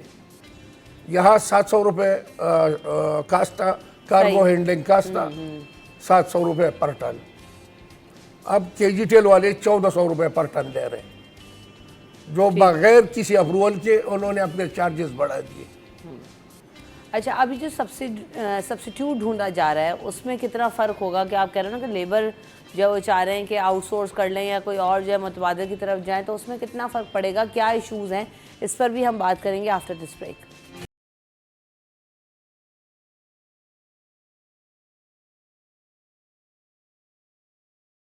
Welcome back in city at 10। तो बात हो रही है डॉक लेबर्स के इशू के हवाले से। अच्छा जी, क्या हो रहा है? एक्शन कमेटी ये मुतालबा कर रही है और ये हमने देखा कि कराची जो डॉक लेबर बोर्ड है उसको तहलील ना किया जाए। तहलील करने की बात क्यों हो रही है और ये जो बोर्ड बनाया गया उसका क़याम क्यों ज़रूरी था, क्यों बनाया गया, इसके थ्रू लोग अपॉइंट होकर आए हैं या किस तरह से जना बोर्ड पे काम करते हैं, थोड़ा सा बताइएगा डॉक्टर अब्दुल रज़ाक साहब। अस्सलाम वालेकुम, शुक्रिया आपका, और सबसे पहले आपके चैनल का शुक्रिया कि आपने ये 6वां रोज़ है हमारे इस डिस्प्यूट को जो है आप हाईलाइट कर रहे हैं और आवाम के पास मैसेज जा रहा है, लोगों को पता चल रहा है कि हम धरने पे क्यों बैठे हैं, हमारे मामला क्या हैं। देखिए जी, हमारा जो बोर्ड है ये 73 पार्लियामेंट एक्ट के ज़रिए और 74 की स्कीम के ज़रिए अमल में आया, और वजह यह थी कि इससे पहले बोर्ड पे कराची पोर्ट पर जो कार्गो हैंडलिंग होती थी वो ठेकेदारी निज़ाम था। तो सरंग जो है वो एक्सप्लॉइट करते थे वर्करों को, लंबे लंबे उनके ड्यूटी आवर्स थे, उनको प्रॉपर वेजेस नहीं मिलता था, पोर्ट पे हमेशा झगड़े फसाद रहते थे, बदअमनी रहती थी, कार्गो जो है उसकी लोडिंग अनलोडिंग में बहुत लेट होता था, जहाज़ों की सेलिंग कई कई दिनों के बाद होती थी। उस डिस्प्यूट को ख़त्म करने के लिए उस वक्त की पीपल्स पार्टी की गवर्नमेंट ने जब ये मामला हमारी साथियों ने वहाँ उठाया तो उन्होंने फिर हफीज़ पीरज़ादा मरहूम अल्लाह उनकी मग़फ़रत करे मिनिस्टर थे उस वक्त, उन्होंने फिर ये असम्बली में लेके आए और ये KDLB एक्ट 1973 में कौमी असम्बली से अप्रूव हुआ और 1974 में स्कीम अप्रूव हुई। उस स्कीम के तहत ये बोर्ड बना। इस बोर्ड में जो है वो स्टीवेडोरिंग कंपनियों की भी नुमाइंदगी है, इस बोर्ड में शिपिंग एजेंट्स की नुमाइंदगी है, CBA की नुमाइंदगी है, KPT के 2 अफसरान इस बोर्ड के मेंबर हैं, PNAC का एक नुमाइंदा इस बोर्ड में बैठा हुआ है, डायरेक्टर लेबर जो है वो इस बोर्ड का मेंबर है। तो ये 14 रुकनी बोर्ड जो है उन्होंने पहला काम किया कि ये जो वर्कर काम कर रहे थे पोर्ट पे, जितने डाक वर्कर जो लोडिंग अनलोडिंग का काम करते थे, उनको उन्होंने रजिस्टर किया, एक रजिस्टर मेंटेन किया कि ये रजिस्टर्ड डॉक वर्कर हैं और इस पोर्ट पे यही काम करेंगे।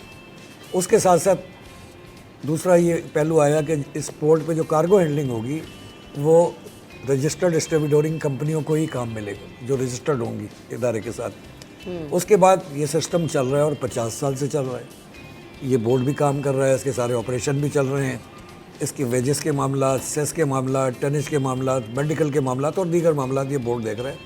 इनकी terms and condition of employment in registered डाक वर्कर की रेगुलेट होगी। नहीं तो अब क्या होगा कि दोबारा एक दफ़ा ठेके पे देने की बात हो रही है, क्या सब्स्टिट्यूट निज़ाम क्या लाएंगे अगर ये तो बोर्ड तहलील हो जाता है? तो ये ऑप्शन क्या रख रहे हैं सामने? हम महसूस जो कर रहे हैं वो ये कर रहे हैं कि IMF से जो गवर्नमेंट नया लोन जो है नेगोशिएट कर रही है, IMF की शराइत के तहत बहुत सारे पब्लिक सेक्टर इदारों को प्राइवेट करने की शराइत रखी गई हैं।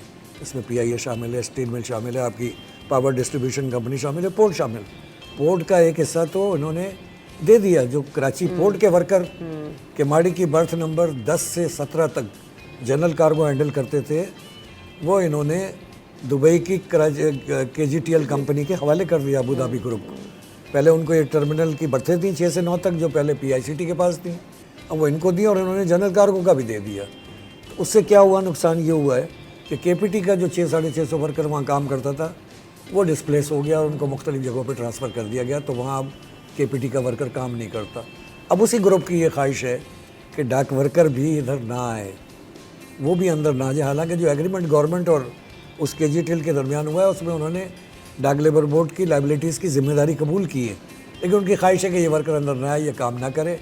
उसके लिए इन्होंने जो उन शराइत को, इन्वेस्टमेंट की शराइत को पुश करते हुए, रात को हमारी मिनिस्टर साहब से बड़ी तफसीली मीटिंग हुई है, उसमें ये बात सामने आई है कि उनकी ख्वाहिश है कि वो चाहते हैं कि डाक लेबर बोर्ड ख़त्म कर दिया जाए।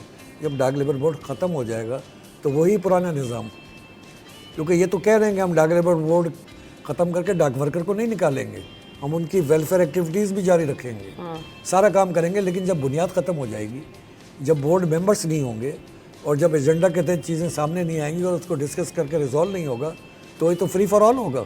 जिस तरह मैनेजमेंट चाहेगी उस तरह वो एक्सप्लॉइट करेगी। वेजेस भी चलती रहेंगी, ये तनख्वाहें भी ऐसी रहेंगी, ये मराद भी ऐसी रहेंगी, बस बोर्ड ख़त्म कर दो। उनका ये कहना है, लेकिन हमें इस पर यकीन इसलिए नहीं है कि ये बोर्ड वैसे तो ख़त्म हो ही नहीं सकता जब तक कौमी असम्बली 2/3 मेजोरिटी से उस एक्ट को जो कौमी असम्बली ने पास किया उसको अमेंड नहीं करती। उससे पहले ये गैर आईनी है, एकदम इस तरह का लेटर भी गैर आईनी है। मजदूर ये डिमांड कर रहे हैं कि जब इस बोर्ड को हम 50 साल से चला रहे हैं और इस पोर्ट की एफिशिएंसी इतनी है कि मैं आपको बताऊं नुकसान क्या होता है। जैसे अभी दाऊद भाई ने बताया कि बाज़ औक़ात बहुत जहाज़ आते हैं तो बहुत सारे गैंग बुक हो जाते हैं, वर्कर फ्री कोई नहीं होता, और मकसद ये होता है कि जहाज़ जल्दी से अनलोडिंग करे और लोडिंग करके 16 घंटे 18 घंटे में सेल हो जाए, क्योंकि अगर जहाज़ दूसरे दिन में लग जाएगा तो उस शिप कंपनी को भी चार्जेस देने पड़ेंगे बर्थ के, उनके चार्जेस भी बढ़ते हैं। तो ये उनके हक़ में भी बेहतर है कि हमारी जो है डाक वर्कर जो स्किल्ड वर्कर है, जो ट्रेंड है, और ये अलग किस्म की लेबर है, जो आम लेबर है उससे हट के ये लेबर है। कार्गो हैंडलिंग कोई आसान काम नहीं है। इतनी हाइट पे वो हमारी गैंग नीचे से ऊपर देती है, फिर जहाज़ के जो बीच में हैच होती है, हैच में जाके उनकी स्ट्राइकिंग करती है हमारे लोग। जाहिर सी बात है, देखें हर काम को करने के लिए अगर मैं आपको आज कह दूं कि आप ये खड़े होकर पिलर बना दें तो आप वो पिलर नहीं बना सकते, और पिलर वाले को कहूँगा जाके शिप अनलोड कर दो तो वो नहीं कर सकता। तो ऑब्वियसली ये स्किल्ड ही काम है जो कि कर रहे हैं। अयाज, हल क्या निकल रहा है? मुज़ाकरात हो रहे हैं, नहीं हो रहे हैं? इसका कोई आउटकम और सोल्यूशन है या बस ये बैठे रहेंगे, धरना इसी तरह से जारी रहेगा? 10 तारीख का लेटर है और 12 तारीख से इसका इम्प्लीमेंट हो गया है। इस लेटर के जो उसमें लिखा हुआ है वो 12 तारीख से इनका जो है उसके ऊपर इम्प्लीमेंटेशन कराना है चेयरमैन KPT को। तो अब जो ये बोर्ड कह रहे हैं वो तहलील का जो ख़त है वो तो हो चुका है।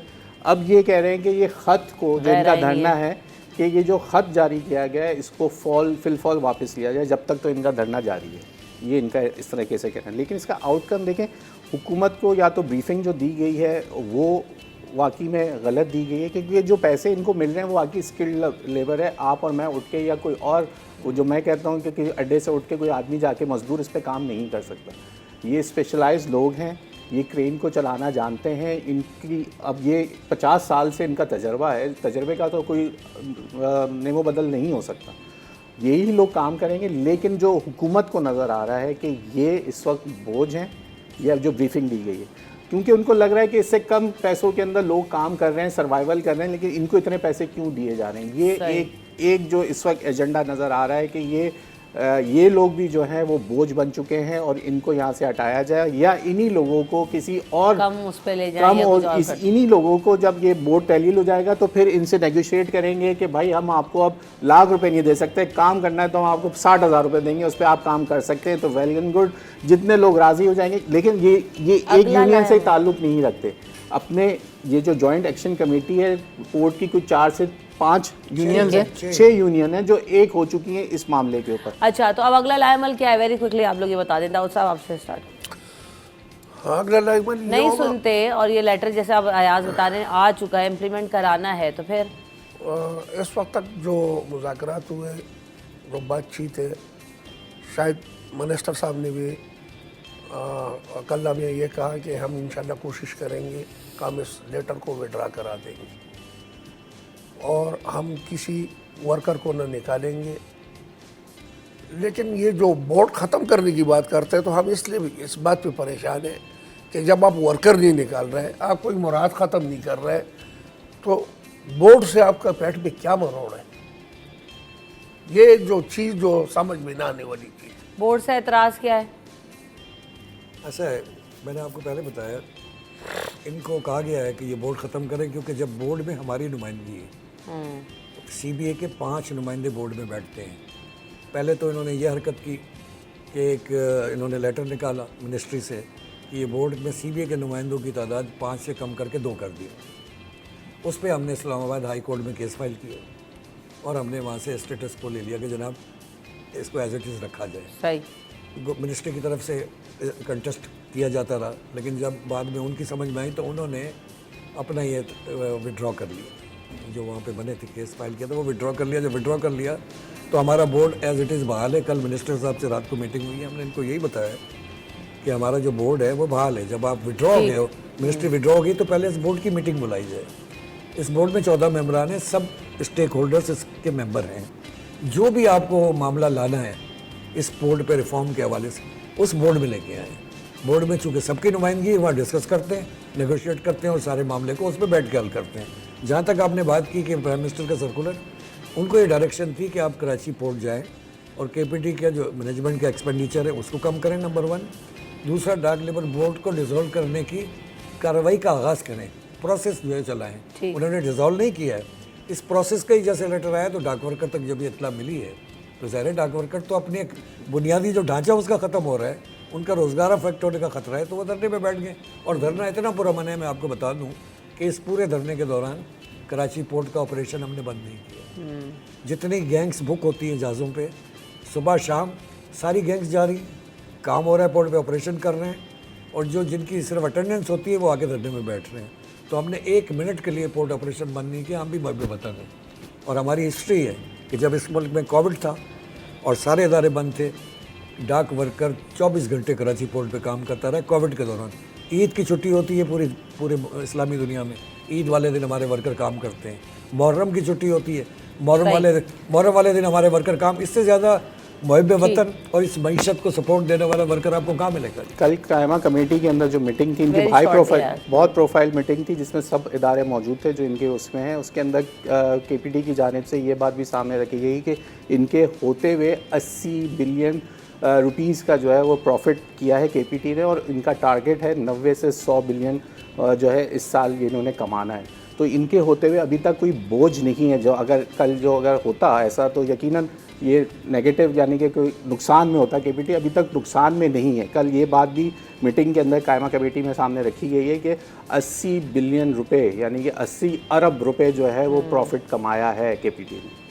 ये एक बात सामने आई। कराची पोर्ट बात यह है कि कॉस्ट कटिंग के लिए फिर और भी बहुत सारी चीज़ें हैं जो कि हमारी इकनॉमी पर बहुत बड़ा बोझ है। फिर बात वही होती है कि हम जब मिनिस्ट्री लेवल पर जाते हैं, गवर्नमेंट के मुख्तलिफ प्रोजेक्ट्स को देखते हैं और वहाँ पर देखते हैं तो बहुत हमारे यहाँ देख रहे हैं कि जो पैसा है वो कैसे पास हो जाता है, किन प्रोजेक्ट्स के नाम पर जाता है, कहाँ चला जाता है। अरबों रुपए जो है ना उसकी खपत बजट्स में आ जाती है, नज़र कहीं नहीं आता। लेकिन जहाँ पर काम हो रहा होता है वहाँ पर हम देख रहे होते हैं कि चीज़ों को डिस्टर्ब करने की जब कोशिश की जाती है, तो अभी भी हम देख रहे हैं कि काम रोका नहीं है। चल रहा है, अगर रोक दिया जाए तो आप ये देखेंगे दिनों के हिसाब से कितना नुकसान होगा। ये एक सवालिया निशान है जो हम यहाँ पे छोड़ जाएंगे। वेरी शॉर्टली कंक्लूड कर एक पॉइंट सिर्फ देना चाहूँगा कि जब हुकूमत कहती है कि जब हम इक़्तिदार में आएंगे तो हम रोज़गार देंगे, हमारा एक ही मुतालबा है कि आप नया रोज़गार तो दे नहीं पा रहे हो। जो इस वक्त लोग रोज़गार में, उनको क्यों आप दरबदर कर रहे हो? उनके रोज़गार को तो मुतासिर ना करें आप। इस तरफ तो सोचें कि जब आप नया रोज़गार नहीं दे पा रहे हो, जो बेरोज़गार है उनको आप अफेक्ट ना करें। बिल्कुल, बहुत वजह बात है वाकई कि वाकई रोज़गार के मौके बहुत कम है और इस वक्त बड़ा चैलेंज है लोगों के लिए कि जो तनख्वाहें हैं उसमें गुजारा करना भी मुश्किल है और ये वाकई स्किल्ड लोग हैं कि हर चलता फिरता बंदा इनका काम अंजाम नहीं दे सकता है, तो इसमें नज़र सानी की ज़रूरत है। Thank you so much for coming in the show. आप सबकी आमद और वक्त का बहुत शुक्रिया।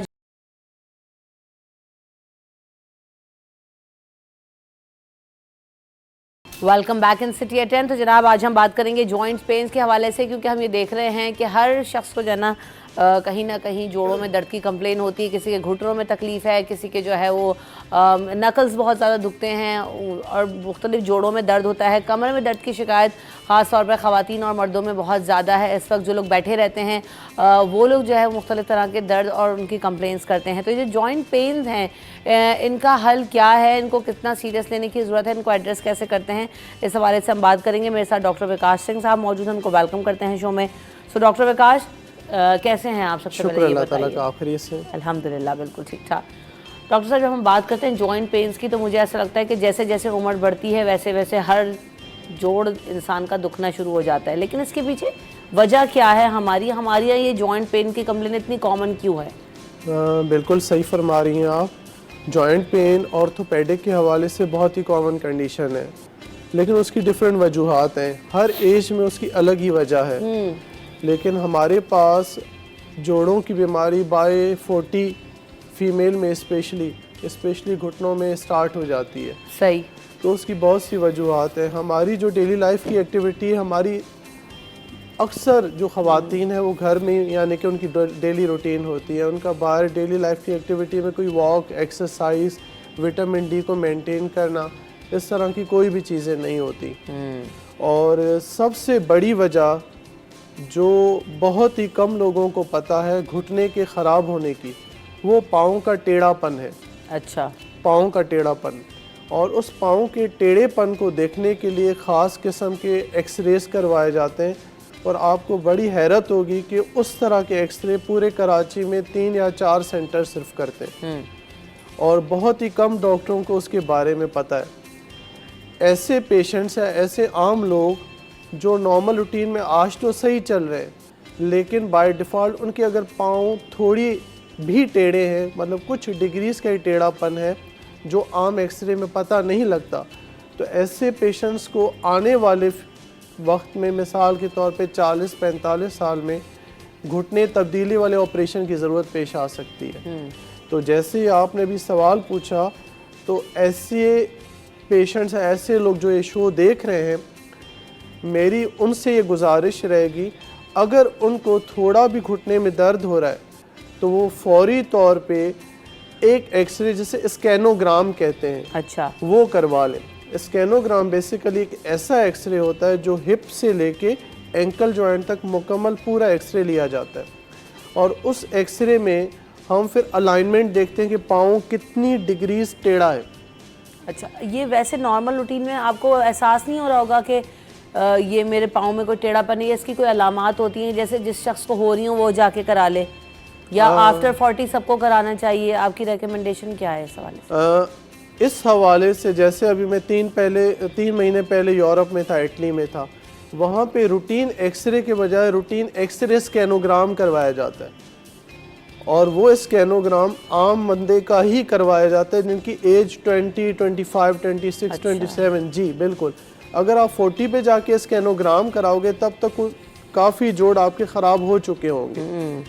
तो अगर आप पहले से स्कैनोग्राम करवा लेते हो और अलाइनमेंट थोड़ी भी आपको टेढ़ी नज़र आती है और उस अलाइनमेंट को आप अगर करेक्ट कर देते हो शुरू में ही, तो आपको नी रिप्लेसमेंट या टोटल नी रिप्लेसमेंट की ज़रूरत जाके 60-70 ईयर्स पे पड़ेगी।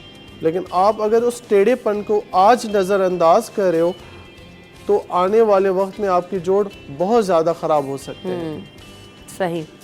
दूसरी बात ये कि ख़वातीन जो है वो कमर दर्द की और जो हमारे यहाँ देख रहे होते हैं कि बैक पेन के बड़े मसाइल हैं, starting from the neck until the last bone जो हमारी जो बैक बोन कहलाती है। तो इसकी क्या वजूहात हैं हमारे यहाँ? क्या हमारा वही रूटीन अच्छा नहीं है, डाइट हम अच्छी नहीं ले रहे, या जो है ना मुख्तलिफ प्रोसेस से ख़वातीन गुजर रही होती हैं तो उसकी वजह से भी एक इम्पैक्ट परमानेंट आ जाता है जिसकी वजह से आप ये दर्द की कंप्लेन रहती है? स्पाइन के 3 हिस्से हैं बेसिकली, हम डिवाइड करते हैं। सर्वाइकल हो गया, छाती का हिस्सा थोरेसिक हो गया और नीचे वाला लंबार हो गया। तो सर्वाइकल के हिस्से को अगर हम देखें तो गर्दन की मेन वजह, आजकल मेरे पास पेशेंट्स आती हैं ऑलमोस्ट 25 इयर्स की उम्र में उनको गर्दन में दर्द हो रहा है। सर्वाइकल पेन तो बहुत कॉमन है। तो उसका ताल्लुक किसी डाइट के साथ नहीं है, किसी चोट के साथ नहीं है, बल्कि हमारी रूटीन के साथ है। बहुत सी ख़वातीन आती हैं कि रात को हम सो के मोबाइल चलाते हैं घंटा 1.5 घंटा, तो एक ही पोजीशन में अगर आप अपनी गर्दन को रखोगे, चाहे वो झुक के देखना है चाहे ऊंचा देखना है, तो दोनों सूरत हाल में आपके गर्दन के जो नस हैं जिनको हम नर्व्स कहते हैं वो दबेंगी, लाजमी दबेंगी। और अभी नीचे कमर की तरफ आते हैं जिसको हम लंबर वर्टिब्री कहते हैं। अगर एक बंदा 8-10 घंटे लगातार बैठा रहे, हर मोरे के बीच में एक डिस्क होती है, तो जब हम बैठते हैं तो हमारा 70 किलो का वज़न उस डिस्क के ऊपर आता है। तो एक बंदा अगर 8 घंटे या 9 घंटे लगातार बैठा हुआ है तो सबसे ज़्यादा प्रेशर तब आता है जब आप बैठे हुए हो, मीडियोकर प्रेशर तब आता है जब आप खड़े हो, और कम प्रेशर तब आता है जब आप लेटे हुए हो।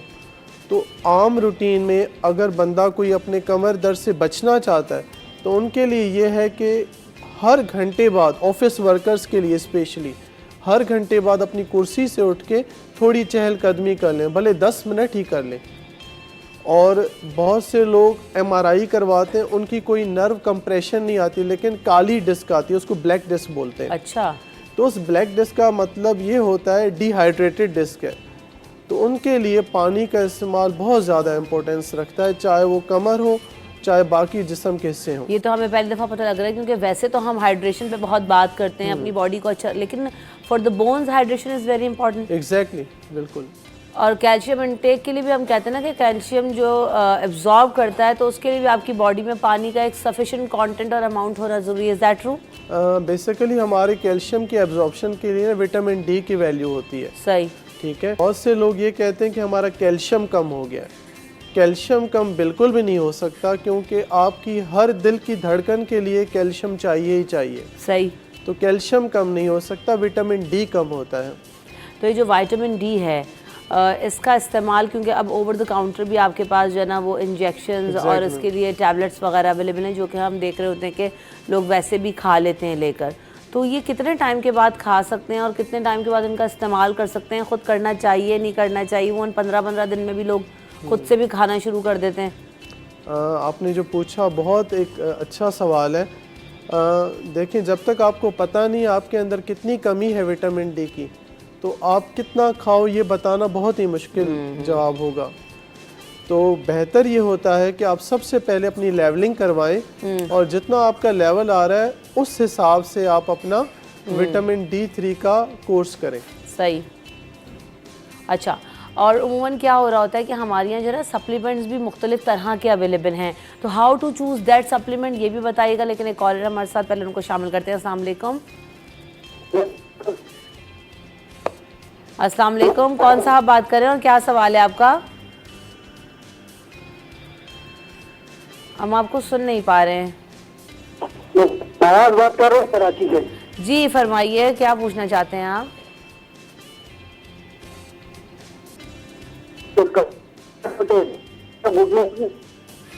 अभी आपके लाइन में जना आवाज़ क्लियर नहीं है, दोबारा से जना आप क्लियर कर दीजिएगा। बहरहाल उनका सवाल जहाँ तक हम समझ पाए हैं, उनका सवाल ये है कि घुटनों में बहुत ज़्यादा दर्द रहता है, और ये भी बहुत कॉमन चीज़ है कि उन लोग झुक के बैठ नहीं पाते हैं, नमाज़ पढ़ने में मुश्किल होती है, नीचे बैठ के उठने में मुश्किल है। तो इसके लिए क्या जो है डॉक्टर साहब आप रजीज़? देखें, घुटने के 2 हिस्से होते हैं।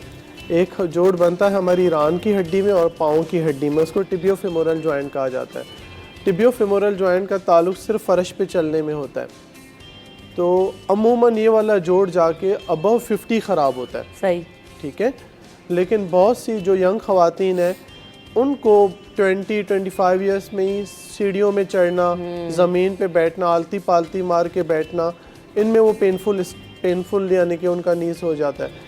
तो वो जॉइंट एक ख़ास एक्सरे में देखा जाता है जिसको हम स्काईलाइन व्यू कहते हैं, ठीक है, जो रूटीन में बिल्कुल भी कोई डॉक्टर नहीं करवाता। सही बात। और अमूमन बैकग्राउंड में वो जोड़ आपका इतना ख़राब हो चुका होता है, जब आप एक डॉक्टर को सही जगह पहुंचते हो तब तक चीज़ें हाथ से निकल चुकी होती हैं।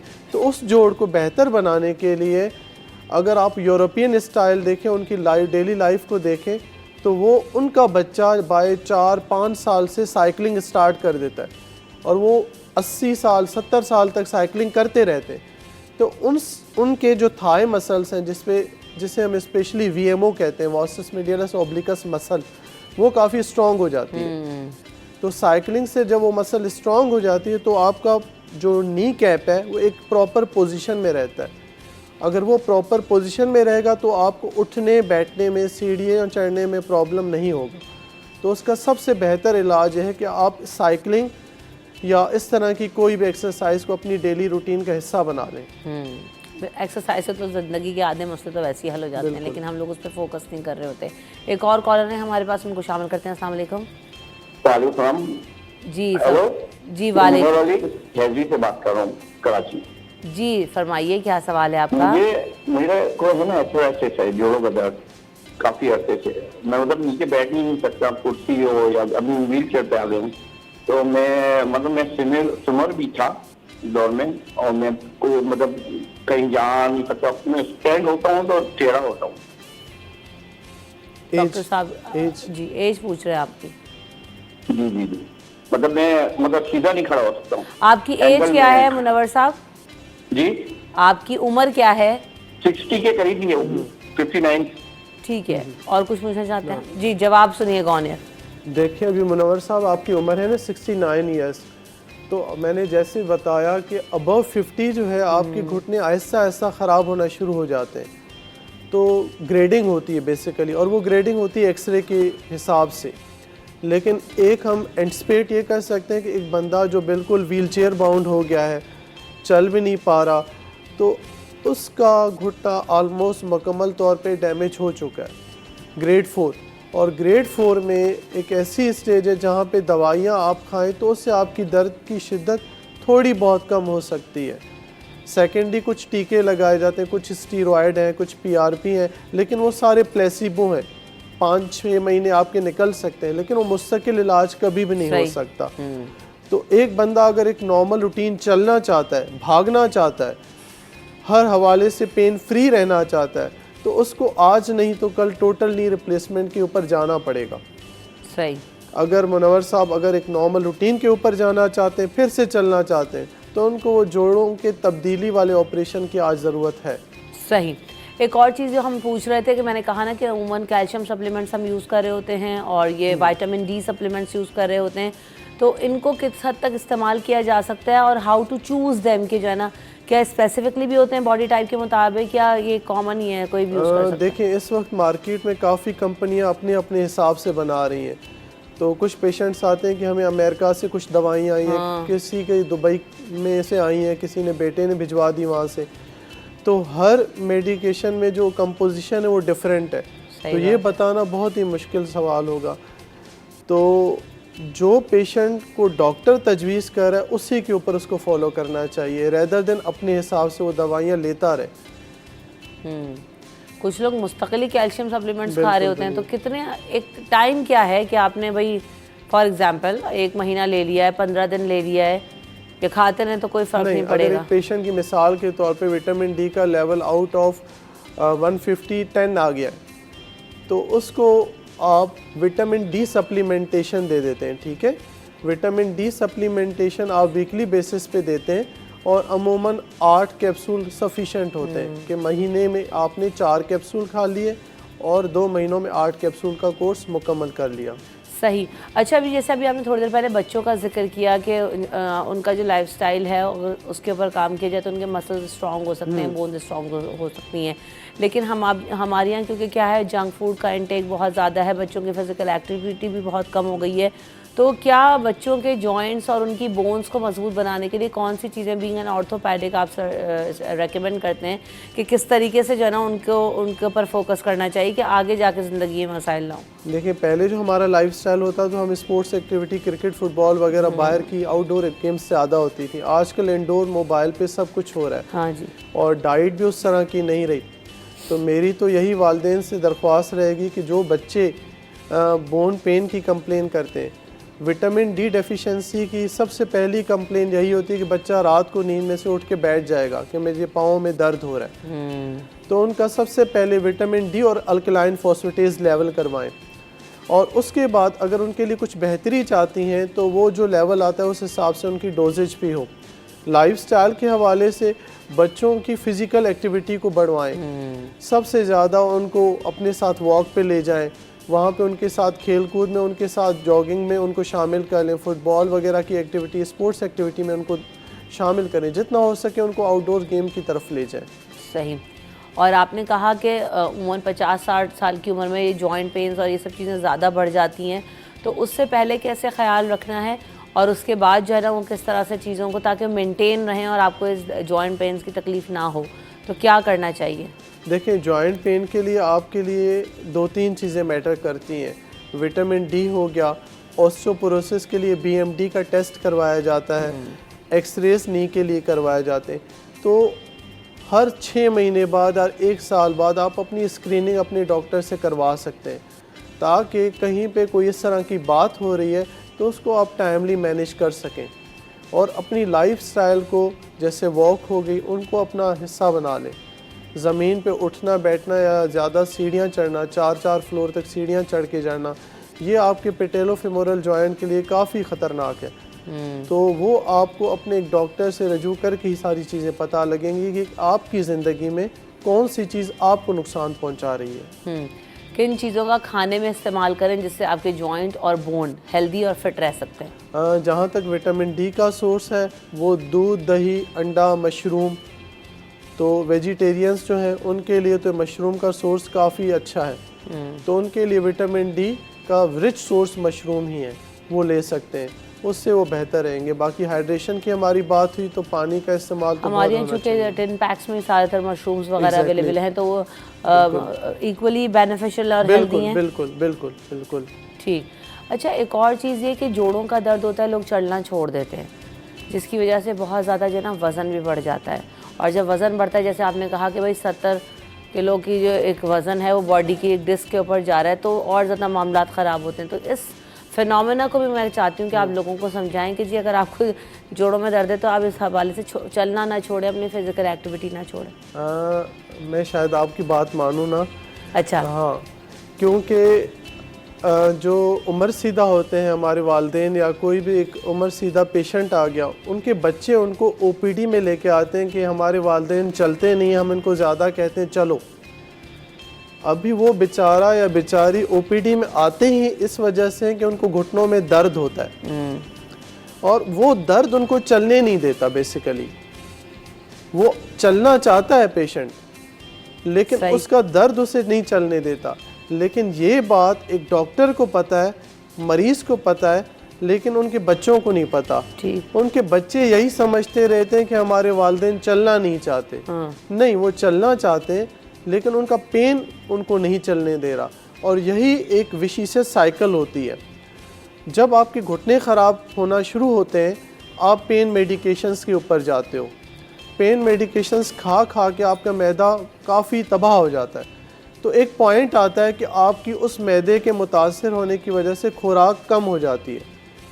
उनका खाना पीना ज़्यादा नहीं होता, लेकिन वो पेन घुटने का इतना बढ़ जाता है कि आप बेड पे आ जाते हो या व्हील चेयर पे आ जाते हो। जब आप व्हील चेयर पे आ जाते हो तो आप सारा दिन बैठे रहते हो, और बैठने की वजह से फिर आपकी कमर भी ख़राब हो जाती है। सही। तो जब तक आप चल रहे हो आपकी सारी चीज़ें बेहतर रहेंगी। जब मैं जर्मनी में था 2018 में, वहाँ पे उन्होंने ऑपरेट के लिए 75 साल की एक फ़ीमेल को लेटा दिया था। तो मेरा यही सवाल था कि मैंने कहा इनको क्या ज़रूरत है ऑपरेट की। तो वहाँ पे जो प्रोफेसर थे उन्होंने मुझे बताया कि ये गार्डनिंग करती है। अच्छा, ये गार्डनिंग करती है और ये अकेली है। अगर हम इसको आज ऑपरेट नहीं करेंगे बेड पे आ जाएगी, और ये बेड पे आ गई तो वो सारी चीज़ें और ख़राब होती जाएंगी। सही बात है। तो we want her to be mobilise as soon as possible. वो चलती रहेगी तो हर चीज़ें अच्छी रहेंगी। बिल्कुल ऐसा ही है, और इन सारी चीज़ों का वही है, दारोमदार आपके लाइफस्टाइल पर होता है। आप खाना पीना बेहतर करें, आप वॉक को अपनी ज़िंदगी के अंदर शामिल करें, और वही वाली बात है कि थोड़े से भी सिम्टम्स हों तो जो स्पेशलिस्ट हैं उनसे रुजू करें। Self medications, calcium Intex, vitamin D Intex, pain killers, इनको खाने से पहले आप एक दफ़ा डॉक्टर से रुजू करके उसको दिखा लें तो वो आइडेंटिफाई कर सकेंगे कि असल रूट कॉज क्या है। Thank you so much doctor Prakash, आपने वक्त दिया और आपसे बहुत कुछ हमने सीखा। हम यहाँ पे ब्रेक की तरफ बढ़ेंगे, ब्रेक के बाद हाजिर होंगे अपने अगले segment.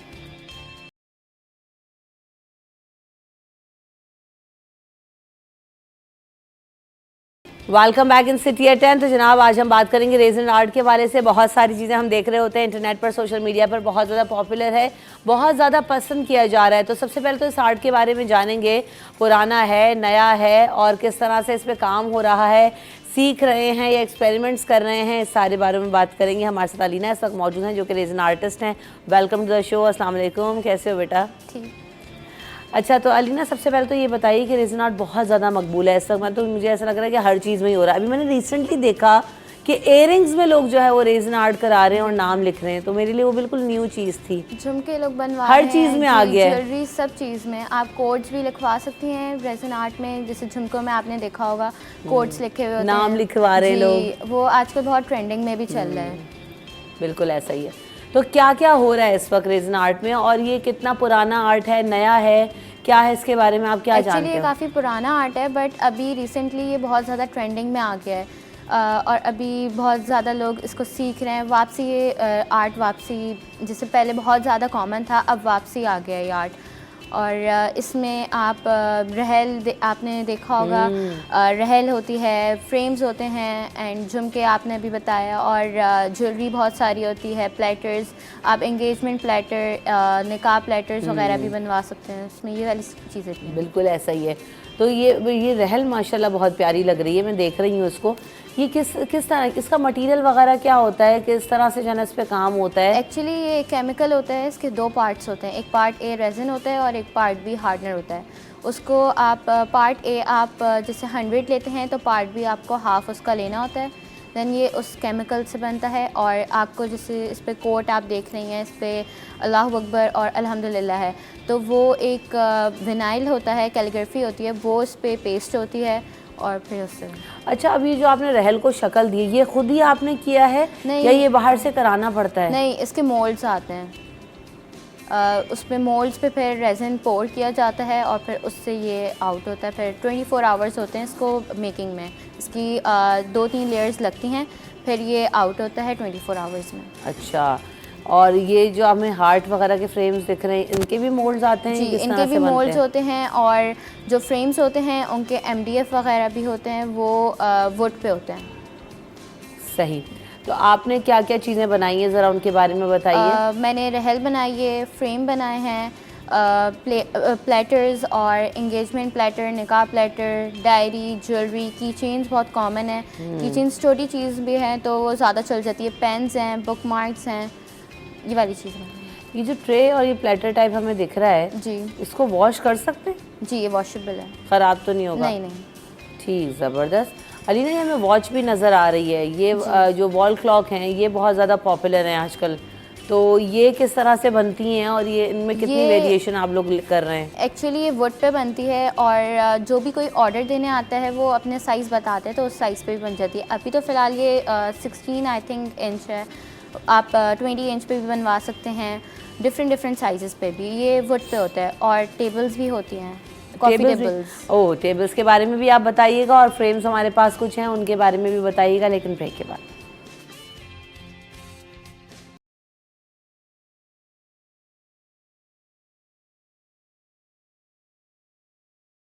Welcome back in city at 10। तो जनाब, आप जाने से पहले बता रही थी अलीना कि कुछ कॉफ़ी टेबल्स वगैरह भी बन रही हैं, और ये मुझे शायद आप लेकर भी आई, नज़र भी आ रही है, तो ज़रा दिखाएं एक तो फ्रेम में। दूसरी बात ये कि इनके साइजेस भी अलग अलग हैं और ये इन पे किस तरह से आर्ट वर्क हो रहा है। टेबल के भी साइजेस अलग अलग हैं। इस पे कुछ लोग ओशन थीम बनवाते हैं, कुछ लोग नॉर्मल, और कुछ लोग जैसे इस पे फ्रूट्स वगैरह भी प्रिजर्व करवा कर करते हैं। अच्छा, आप इसमें फ्लावर्स भी प्रिजर्व करवा सकती हैं अपनी ज्वेलरी में या किसी भी चीज़ में। ज़बरदस्त। मैंने वो देखा है लोग अपने जो शादी के गजरे वगैरह होते हैं उसको भी प्रिजर्व करा रहे हैं, बीच में ये काफ़ी ज़्यादा फैशन में था। जी, अभी भी हो रहा है। आप ज्वेलरी में भी करवा सकती हैं, अगर आपको किसी प्लेटर में या किसी कोस्टर में, फ्रेम में, जिसमें भी आपको करवाना हो आप करवा सकती हैं। ज़बरदस्त। और ये जो इस तरह के फ्रेम्स हैं या घड़ियां हैं जैसे आपने बताया, तो इन पे कितना वक्त लगता है? इनके डिफरेंट साइजेस भी बन जाते हैं? सब पे तकरीबन 24 आवर्स ही लगते हैं। इस पे भी डिफरेंट साइजेस बन सकते हैं और अपने जो आप लोगों के डिज़ाइंस होते हैं वो भी बन सकते हैं। ये कलर और टेक्सचर अलग अलग कैसे आता है ये इस तरह का?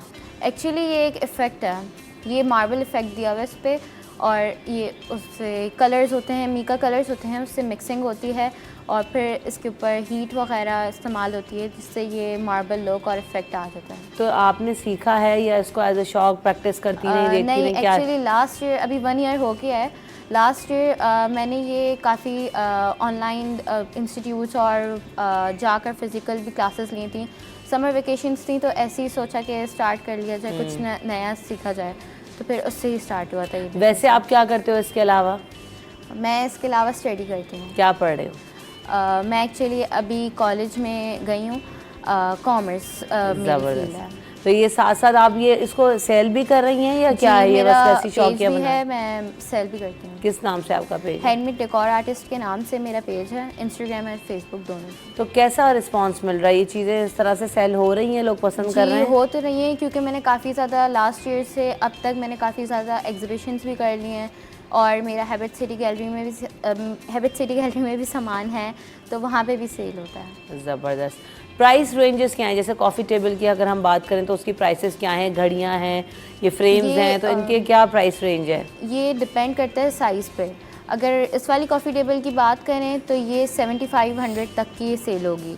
बाकी वो जो भी आपके जिस हिसाब से होगा, आप जो भी साइज़ का वो टेबल का साइज़ बोलेंगी तो वो उसके हिसाब से प्राइसिंग होती है।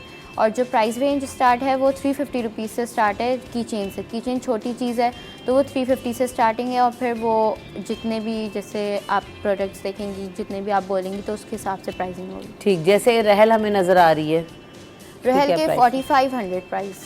और ये वॉल क्लॉक की वाली 6500, एंड इससे बड़ी जो होगी तो उसकी वो जितना बड़ा साइज होगा उसके अकॉर्डिंग हो जाती है। तो फ्रेम्स वगैरह और जो इस तरह की चीज़ें भी आप अपने वॉल डेकोर के लिए लोग बनवाते हैं या किस तरह से होता है? बनवाते हैं, कुछ फ्रेम्स बनवाते हैं, और जैसे मैंने आपको बताया था एंगेजमेंट और निकाह का जब उनका इवेंट होता है वो बहुत चल रहा है, उसमें वो रिंग्स लगाने का भी एक सेटअप मैंने देखा है। वो रिंग होल्डर भी बनता है, रिंग होल्डर बन रहे हैं और इस तरह से ना तो मेमोरी आपकी हो जाती है। सही। ये आपने डायरी बड़ी प्यारी डिज़ाइन की, ये किस पे बनाया है? ये ना वुड लग रहा है ना कुछ है। ये भी मोल्ड पे है। अच्छा, ये है पूरा रेजिन का, ये इसका जो फ्लैप है? जी, ये रेजिन का ही है और अंदर फिर वही पेज है। अच्छा जी, बिल्कुल ऐसा ही है। जिसका कवर है वो रेजिन का। सही। तो ओवरऑल एग्जीबिशंस भी कर रहे हैं और ऑनलाइन तो इस वक्त बहुत ज़्यादा जो है इन चीज़ों की डिमांड है, क्योंकि लोग गिफ्टिंग आइटम के लिए भी इन चीज़ों को पसंद कर रहे होते हैं। तो आगे इसको कंटिन्यू करने का प्लान है? क्या सोचा है आगे? जी, कंटिन्यू करने का प्लान है। अभी कमिंग वीक में मैंने वर्कशॉप भी रखी है इसकी। मैं 3 डेज़ वर्कशॉप रख रही हूँ जो मैं इसमें रेजिन का सिखाऊंगी, बेसिक का। अरे वाह जी। और आगे कंटिन्यू है। तो कहाँ ये वर्कशॉप होगी, कौन कौन आ सकता है इसमें? सब आ सकते हैं, कराची में अभी तो फ़िलहाल। और ये वर्कशॉप मैंने अपने ही स्टूडियो घर में ही बनाया हुआ है छोटा सा, तो वहीं पे ही होगी। तो कैसा इंटरेस्ट शो कर रहे हैं लोग? रिस्पांस अभी कल परसों से लगाना शुरू करे तो रिस्पांस थोड़ा सा आना शुरू हुआ है, बेटर है।